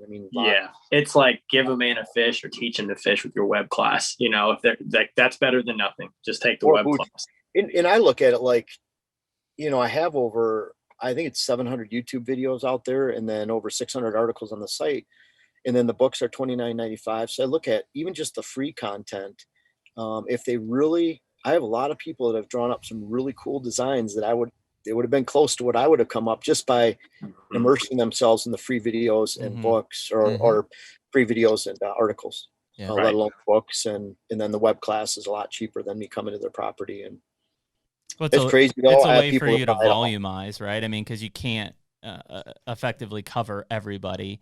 And so, and we did this with Bill a couple of weeks ago, and whether people are interested or not, we'll talk about it. But from a business perspective, right, you can only cover so much. So by establishing a web class that effectively does make you money, but also offers a lot of people who maybe can't afford your in-person consultation and still get a great benefit out of it, it's a win-win, right? Right.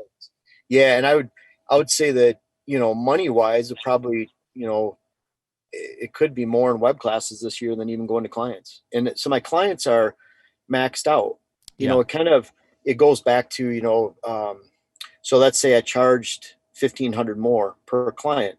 Well, then that pool of clients that I'm turning away 2,000, maybe I'm only turning away 100, and I have to skip days in between and travel, and it's not as efficient.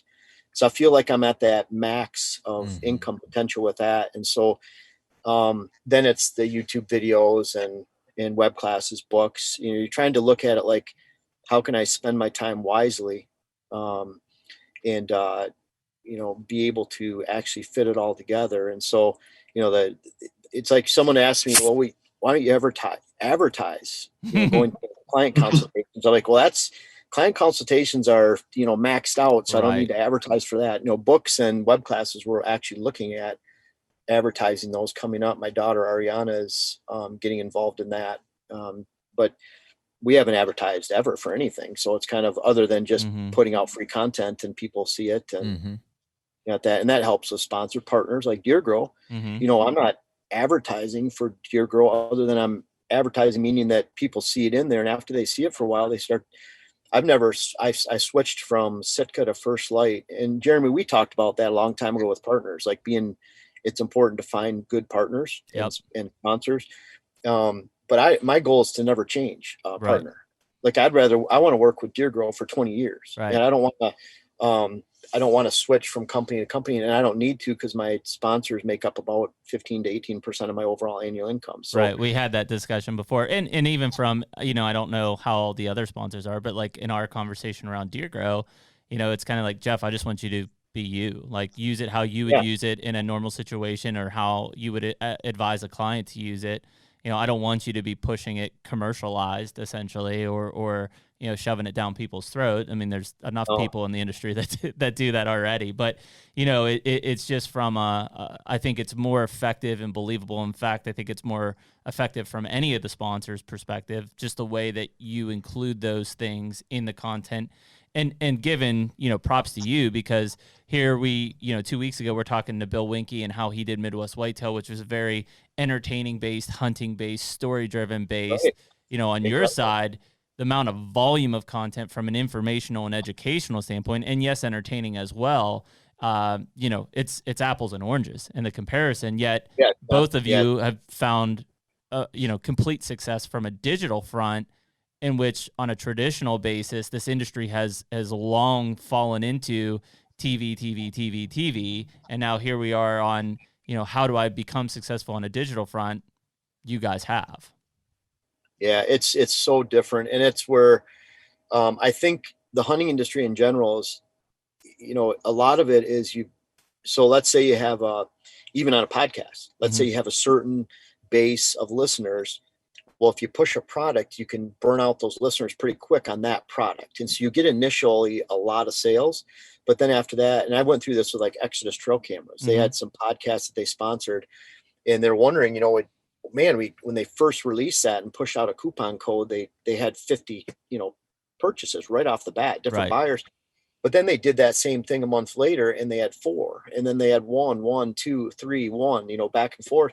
And you burn them out, where if you actually use the stuff and you believe in it and it's just a part of what you do, then you build sales and product support over years to come, because people see that you're genuine with it. And that's different in the hunting industry, because what percentage of hunting based companies are driven by 95% of their income is sponsor based. And so they're always looking for the next best sponsor. I've seen one where XYZ Hunter has had big name hunter with a giant buck, you know, 200-inch plus. And there's a picture of that individual with one company's seed bag in front of the buck. And then the exact same pose, day, scene, buck, everything is the new seed company that they're switching to for the next year with the same buck. And it's crazy, man. Think people get sick of that. You know, even if it is actually the same seed. Yeah, that's true too. Yeah.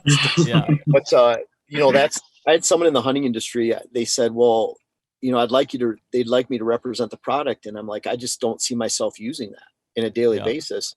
And they were going to pay me my normal fee and give me product. And like, I just don't, and they're like, the comment was, just make it look like you're using it. That's the hunting industry. Well, and see, that's where, and frankly, I mean, you and I had the discussion long before, but like where I appreciate it is I felt like I kind of had to sell you on Deer Grow, right? And that's how I want it. You know, I don't want to be like, hey, Jeff, I've got X money. You know, are you interested in me sponsoring you? And you being like, yeah, of course.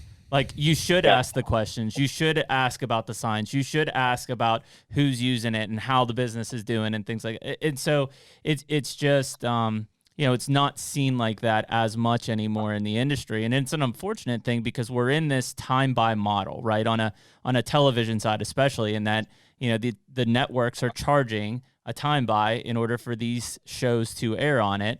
Thus, sponsorship dollars needed in order to pay for that and potentially make money, though most of those guys don't. And it's such a weird situation, because literally, you know, look at a lot of these TV shows and how back and forth they're jumping on a sponsorship basis. Yes. You know, who do you believe anymore? It's hard. And that's where I think if you do it in a genuine way, because that's just the way you do it, then it really sets yourself apart from some of the traditional hunting marketing that's less effective. You know, what's interesting is, I'd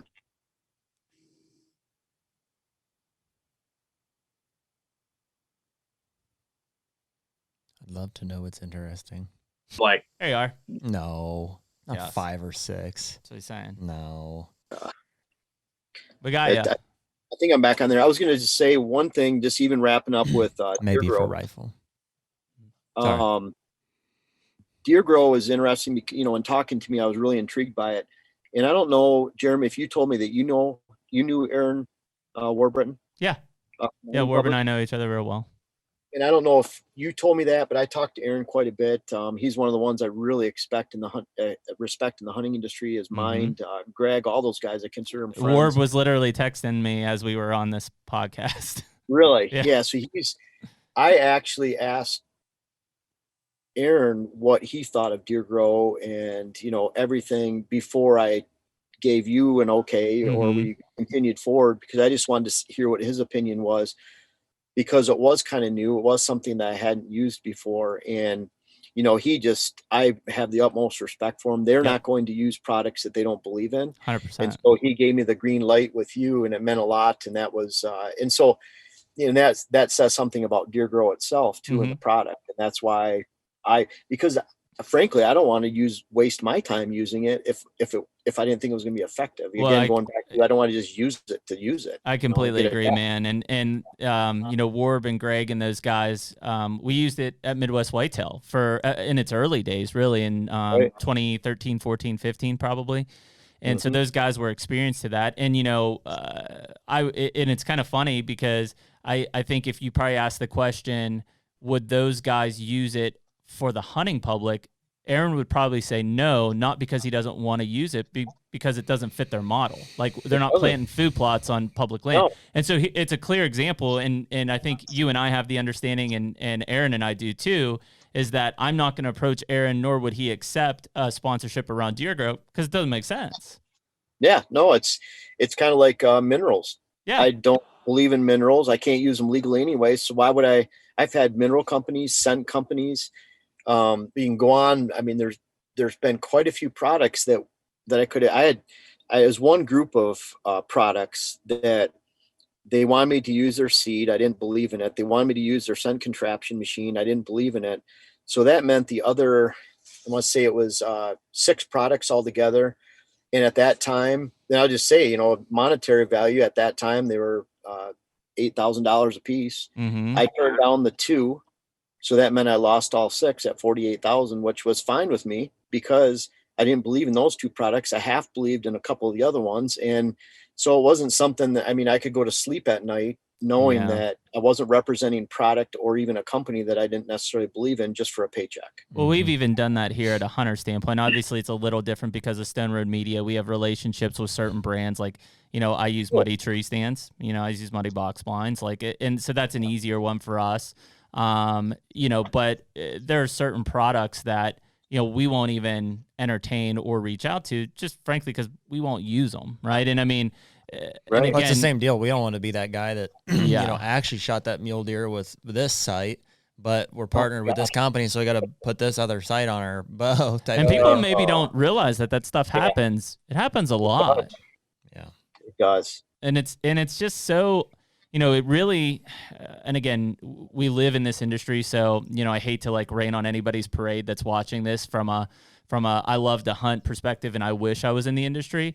But there's some things that happen in this industry that make me wish that I didn't work in it, simply because now I can see the internal workings of some things, and I'm just like, wow, turned off completely about that. And that's where people that you looked up to for hunting reasons or their advice, whatever it is, and then all of a sudden you realize some of this stuff, and it really makes it so you don't watch the outdoor channel much anymore if you look at it that way. Yeah, and it's tough, really, man. Disappointing. I've been disappointed and I'm not saying someone couldn't be disappointed with me for some reason, but it's just when it comes to those product things, it can be so disingenuous. And that's where working with Deer Grow, it's fun. I look forward to spraying that on my plots this year. We have the test strips we had pictures of last year. So here was the thing. I believed in Deer Grow enough that when I put my food plots in last year, I thought initially, okay, I'll do half with Deer Grow, half without. Mm-hmm. And I started believing in it enough. And I'm like, you know what? I'm not going to do half without it because these are new plots. I want them to be productive. So I just did a strip where I didn't spray. So you can see the Brassica on both sides. And I'll try to find it while we're talking, just when we're closing here. But you can see the difference in the size of the growth in that strip where we didn't spray versus the other. And, you know, it got to the point where I believed in enough that I didn't want to not spray it on my plots. And, you know, yeah, one of the biggest questions I'm having, you know, just being kind of like the customer service on the Deer Grow side is how you're putting it in with the buckwheat no-till program and how well Deer Grow works with that program. But specifically, when are you spraying, when you're laying it over, seeding, killing it with glyphosate? That's a good question. So, and I talked to Jeremy about this. I wish you could combine the two, Yeah, me too. Right. And glyphosate. But regardless, I'm following up after or around that same time that I'm spraying the glyphosate over the crushed buckwheat. That's when I'm putting the plot start on the right. Because I think I saw that clip. You have the tank running and spraying glyphosate right as you're laying it over. You need another sprayer. You need another sprayer on the front of your four-wheeler. Yeah, right. So you got two sprayers. Well, that is and I mean, again, transparency. Like you can mix plot boost with any chemical essentially, and you're not having that effect. But from a start standpoint, it's really it basically is from a binding standpoint and a pressure standpoint. But you know, it's just.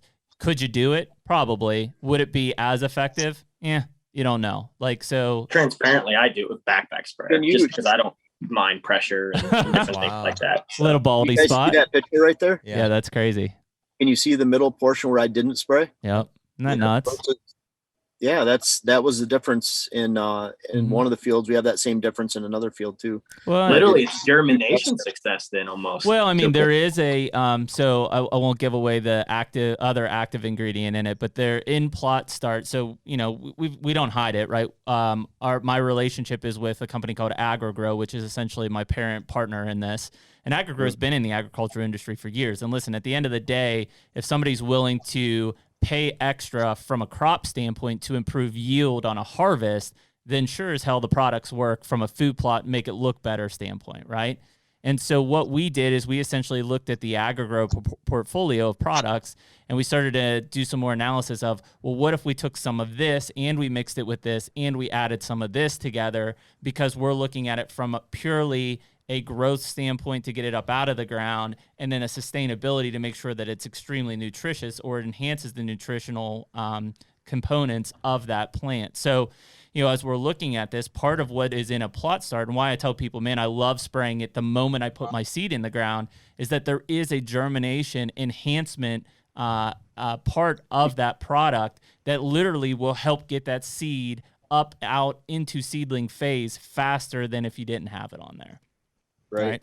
And that's just another added benefit of it. It's not necessarily the main driven piece.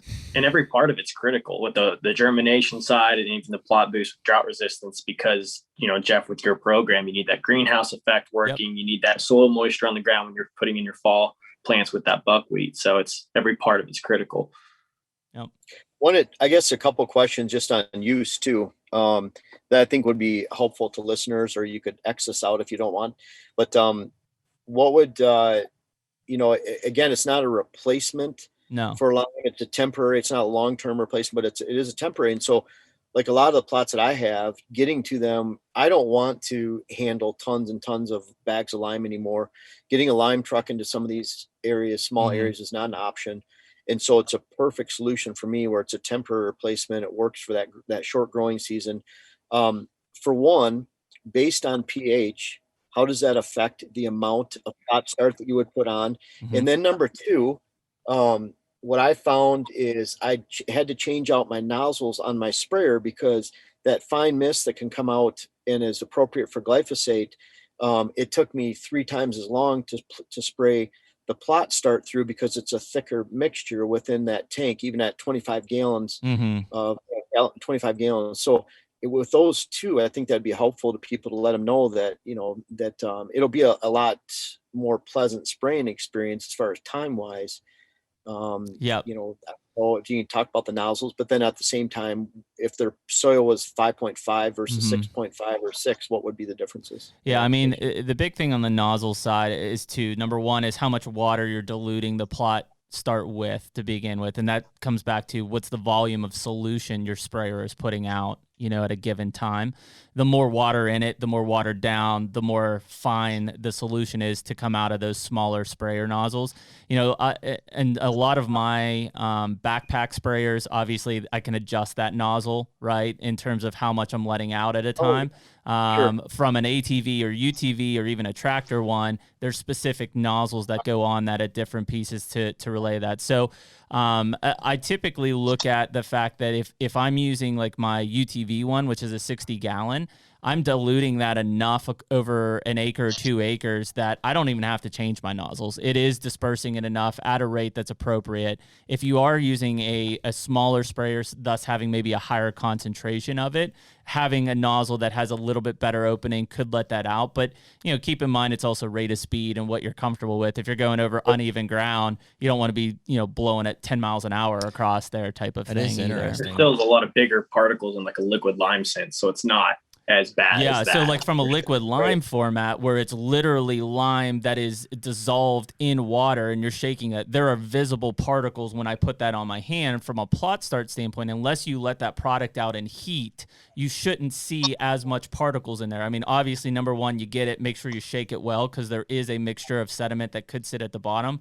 But by the time you shake that well and then you mix it with water, the dilution that occurs should be very streamlined enough to be able to get that out in an appropriate manner. The one thing that you can find, Jeff, and we talked about this on the last podcast, and I'm OCD about it, and everybody has their own thing. But if you do have some residue from chemical in the tank and you put plot start in it, you could see sediment build up, which may cause those sprayers to jam up a little bit. Not a lot, but enough that it impedes some of the spray out. So just ensure that if you're mixing into the same tank, you mix your chemicals, glyphosate especially, that you are thoroughly cleaning that tank prior to then putting your plot start in it, because just a little bit of chemical residue, you'll actually see it looks like almost looks like a foam or like a white film that builds up, but that has essentially a sediment in there that can impede that coming through. I don't think it'll clog your sprayer or break it, but again, over time, if you keep doing it, it will, just like any dirty nozzle would essentially.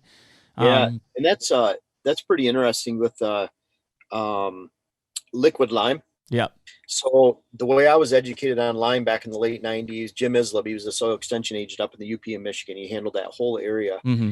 Well, I went through a lot of lime. He taught me a lot about, just need to correct the pH, get the fertilization on the ground. It didn't matter if it was terrible soil.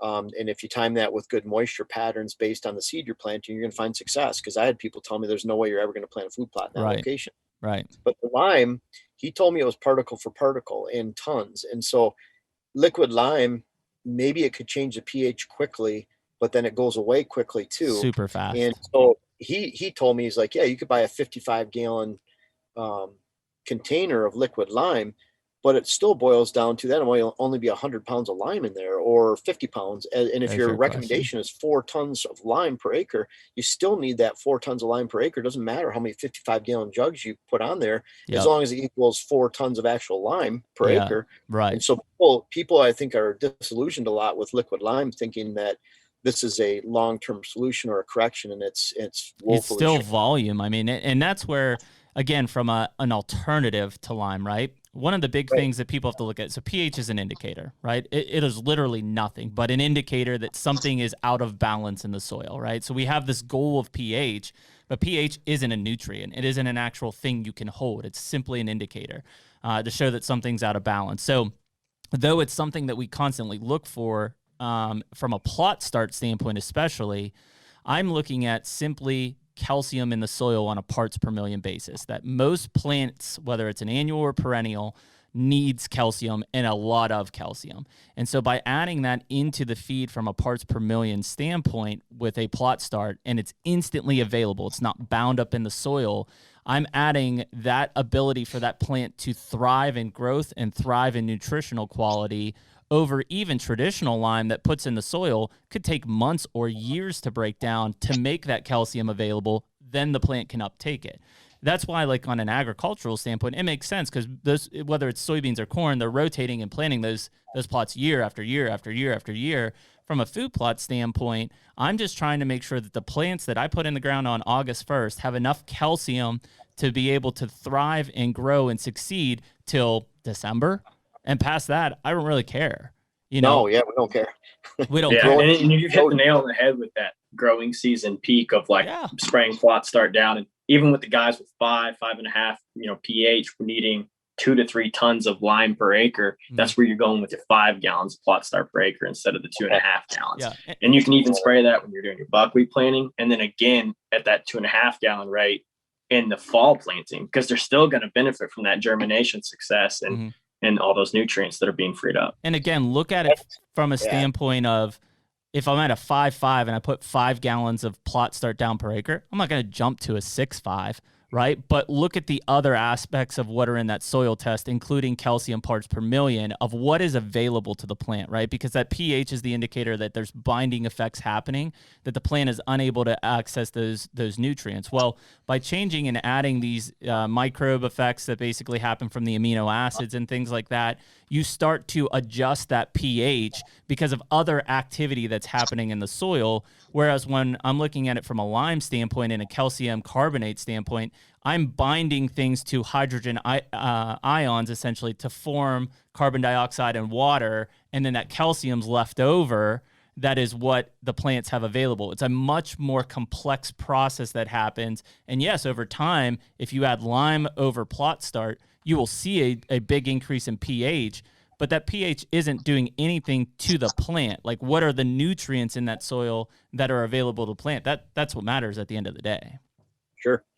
Yeah, that's a great explanation. I like that. I just like to continue to learn more myself. So yeah, I believe in it. I can't wait to use it. So yeah, if I can ask just the group, I'm probably the least educated on all of this, is I'm considering using some pelletized lime this year on a bean plot that I'm going to plant. In fact, 2 of them. Reason being is that I just can't get a truck to it with ag lime. So is that literally like a 1-to-1 ratio? Like if I'm needing 3 tons of lime, ag lime, do I need to buy? I think however many bags of? I think there are different lime types. I mean, and there's different types of active pelletized lime. There are certain 1-to-1s of which, yes. And I think, Jeff, this is what you were doing in some cases. You were literally spreading like 50-pound bags, right? By hand. And I was using fine grit. Yeah. Okay. So you can get some lime that the grit is so large, the size of the particle is so large that it takes 7-8 years to fully react. And so you might put your 4 tons per acre, but because on a 5 pH, but it might go from 5 to 5.3 over an 8-year period, and it's peaking out at year 4 or 5 and then going back. Where if you're using that small pellet or small particle size of fine dust, the kind that where you throw it in the wind, it blows away, or to a certain extent. And so when they make pelletized lime, they're just putting that powdered lime into a pellet form with a bonding agent. Think of Kool-Aid. You spin a jug of Kool-Aid, you pour in the powdered Kool-Aid, it dissolves quickly just while it's spinning. If it's pelletized, does it make sense it has to spin a little bit longer to fully dissolve that pellet? Sure. It's the same reaction time. It's almost like if you had pellets that you put down, you'd want to disc them in a little bit, as opposed to. So there is no difference in the quantity whatsoever. Like if I don't think so at all. I think it's all 1-to-1. Yeah, I think it's there's no difference at all, and that's where you guys are referring to. If you can see this picture, that was, there you go. So opening up the bag, halfway on the bottom, you spread it about 5 feet wide times 100 feet. That's a rate of 2 tons per acre. And I've done that like 25 tons or something like that. That's crazy, man. Well, and that's what I'm saying. Like it isn't like, listen, at the end of the day, like, and I still use lime, don't get me wrong, but I use it in addition to plot start because I know on an annual basis, annual plantings, how valuable calcium is to the plants. In fact, the aggregate guys have been the ones that really enhanced me on that. Plus looking at the micronutrients and amino acids from both plot start and a boost situation. you know, and I've seen the tissue data, I've seen the growth data. Like, soil is extremely important to me at the end of the day, but I'm not a farmer, so I don't care about that as much as, are my plants growing? Do they look healthy? And are they providing the nutrition to the fullest capable aspect that they can? Other than that, yeah, I don't want to say that I don't care about the soil long term, because soil conservation is extremely important. Thus, like what we're talking about with the buckwheat and putting that down and not, you know, disking and topsoil being eroded away or blown away. But at the end of the day, whatever I can do to enhance my annual growth cycle in that short time window, that's really what I'm trying to do as a hunter to succeed here. Well, I'll tell you, this is a lot easier than several tons of lime per acre. Just pouring in the sprayer. Yeah. That is awesome. Yeah. And 90% of the guys are coming in, they're not doing the soil test. No, they're just starting out. No. They might put the lime. They're like, hey, you know, I've gotten 10 calls just this week saying I put the lime down, but I still bought, you know, a combo pack. So what do I need to do here? There is a cool factor, and again, these are all fringe benefits, so whether people actually care or not, it was part of the reason that I got involved. I mean, because my background is as a biologist, so when these guys they approached us about it, I was skeptical. I was like, you know, I don't really know. I mean, I'm a food plot guy, but this doesn't make sense.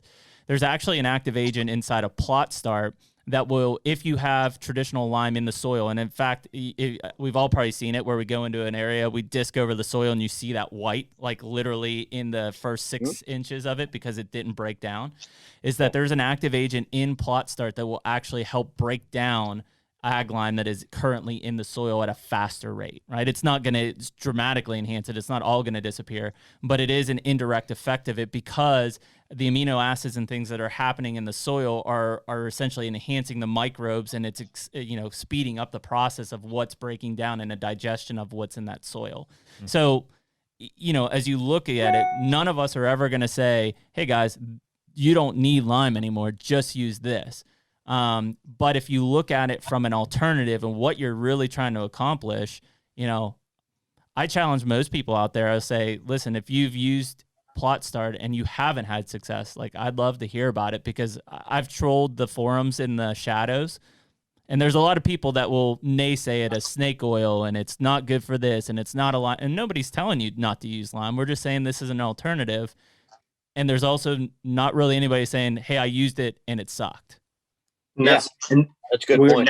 And we're also not even coming close to saying that this is a food plot fertilizer. Like, this is by no means going to add that potassium that you need, the nitrogen that you need. People flip the Plot Boost bottle over and they're like 1% nitrogen. Like, this is trash. And it's like, no. What? I have to put that as a label. But what's inside from an amino acid standpoint that starts the process of metabolism. The cool thing about Plot Boost, switch gears just quickly here, is a lot of people are spraying glyphosate resistant plants, you know, Roundup Ready beans or whatever. The fact is that plant, even though it's Roundup Ready, still has to metabolize and process that chemical through its system. And so, in fact, when you have Roundup Ready beans, you'll go in and you'll see a yellow flash through parts of your beans. And it's because those beans weren't able to metabolize that chemical fast enough. Didn't kill them, but it hurt them, right?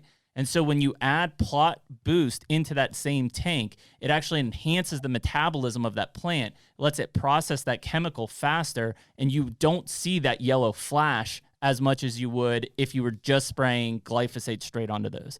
And so it's just different reactions. We're not trying to replace fertilizer. We're not trying to replace lime. We're just providing alternatives. There's not a plot that I plant anymore that I could even get a lime truck to. It's just impossible with the properties that I have. So it's either, do I carry bags and I put 100 pounds down of lime, let's be honest, doesn't do anything, or do I find an alternative like Plot Start, use that, and actually have a successful food plot all day long. Yeah, and that would apply to most food plot users and planters too, because boy, I go to so many people, they're paying me a lot to come out, but it's remote food plots. They're accessing by a 2-track with a 4-wheeler. Yep. And that's what I did, you know, up in the UP where I put all that lime 100%. down. I had to go half mile down the road, 3/4 mile back through the public land to get to my food plots, you know, to get to the corner of the property and then bring it out on the property from there. And just what a pain. Yeah, it's crazy. Time is precious, man. You know, they're not making any more time. So, yeah. You know, well, maybe I'll just do Plot Start on those bean fields then. Yep. I was going to anyways, but Well, Jeff, man, we appreciate you coming on. We've held you up enough this morning, as we kind of talked about at the beginning. Well, Like, it's great. It was real enjoyable talking to you guys. I mean, that's fun because it's, I talk to a lot of clients about things, but they don't have necessarily most of them any kind of background, and they're, everyone's passionate about stuff, but to talk with a group of people, core people that are actually passionate, successful. Isn't that so weird, Jeff? I was thinking that as we were talking here, it's like, man, this guy like is talking about the same stuff we're talking about. Like, it's kind of, it's very cool. Yeah. It's very cool to connect and to know that you're out there, educating people about that is awesome. Yeah, it's fun. It's fun. That's part of the big process. We started offering, there's an individual back in the day that he would kind of sit at a booth and say, if you hire me, I'll do this. And there are these secrets that I can't tell you unless you hire me. You have to sign a contract and a waiver. You can't tell anybody about this. And I looked at it like, my business model back in 2008, in 2010, when I went full time, was the more information I shared, the more I learned, the more I shared. I keep a constant amount of notes, the more reward there was. So it's a really fun process. I mean, to me, that's what we talked about with the hunting public group back at the ATA last year, 2 years ago, was, trying to get more of the blood out of hunting and the blood sport aspect, get really into the teaching and education. That's how you build a business nowadays. So it's the fun way to do it too. I know, man. I've enjoyed watching your business grow from like the organic content and the SEO. Like, I remember when we were all back in the day of like 2014, 15, going down that SEO, organic content, YouTube, that really being the entry of the digital side of things alongside Midwest Whitetail. And you took it to the next level, doing 14 videos in a day or 2 days. Yeah, that's crazy, man. Yeah. Oh, well, that helps that Dylan's there too, because we've worked together since 2016. But I have bullet points for notes. You might sketch them out but he has a way of efficiently editing the videos and putting them out too. So it really helps. Otherwise, they're effective, man. I mean, the engagement you're getting on them, I mean, it says everything. I mean, we'll make sure that we send people to the Whitetail Habitat Solutions YouTube page or website. You said you've got a online course coming out next month? We're shooting for May 20th. If we do come out on May 20th, it'll be the first time a book or a web class has come out on time. But that's our shoot date, anyways. And that I have the one web class I've had out since July of last year, and that's how to design your whitetail property. This will be the second one, and we hope to have a third one come out that we're scheduling for September, along with my sixth book. And can people just go to your website to be able to get into those online courses when they come out, and also for book purchases, I assume?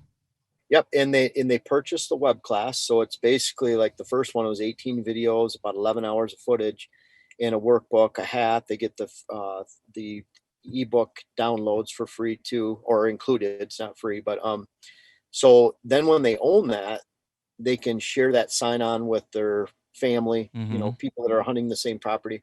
But bottom line is they own that, so it's not going away. It's not something that you have to sign up for, and there's a new video every month. Right. That you have that whole package right there. And we try to send out a workbook right away so that you can take notes and get a better user experience right away too. So, and then we have a private Facebook group that Jeremy, I know you're into that right now, so you can answer questions about deer grow as they pop up. But that's for only clients and web class purchasers. Very cool. So you can get to private Facebook group, and people find a lot of benefit for that too. Well, I feel privileged to be on it.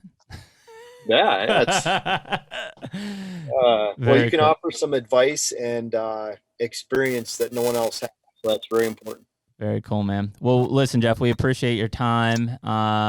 Keep us in the loop as those courses come out. We'll make sure that we push them through our channels where we can and where it makes sense. And yeah, man, awesome having you on board. And if you're in the area, we'd love to have you out. Well, that's we could plan on looking at on my day off in September. Okay. Fantastic. So, we already know what day that is. So we already have clients scheduled, so it's pretty easy to schedule a long time in advance, and got to have something to do on my day off, right? Yeah, for sure, man. Awesome. Okay. Well, we appreciate it, Jeff. Thanks, buddy. Right. See you, Weston. Awesome, Jeff. Good talking to you, man. Bye-bye. So yeah, awesome podcast. I know if you're getting to the end of this, that was a lengthy one. But you get a guy like Jeff nailed down for a morning, you better milk him for what he's got. From hunting strategies to property strategies to even the business side of what he's doing at Whitetail Habitat Solutions. I mean, like I said, Jeff and I have known each other for a long time, and obviously have now a relationship from a deer growth aspect as well. But just cool, like you said, to visit with someone who truly loves what they do like we do. From a hunting aspect, from a management aspect, it is literally a 365 passion for whitetails, and that's a cool thing to have. Yep, very much. Well, we appreciate everybody listening to the HUNTR podcast, episode 14 with Jeff Sturgis. Hopefully you guys will learn a little bit there. There's plenty of stuff I think I'm going to take from that and apply on my own properties that I haven't done yet. And it's just that reaffirmation that you can get from a guy like Jeff to say, hey, do this and it will work.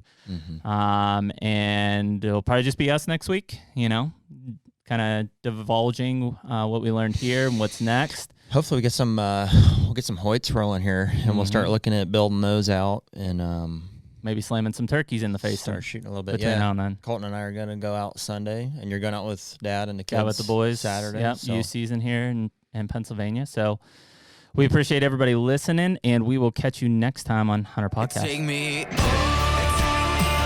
down the river where the guilt can't find.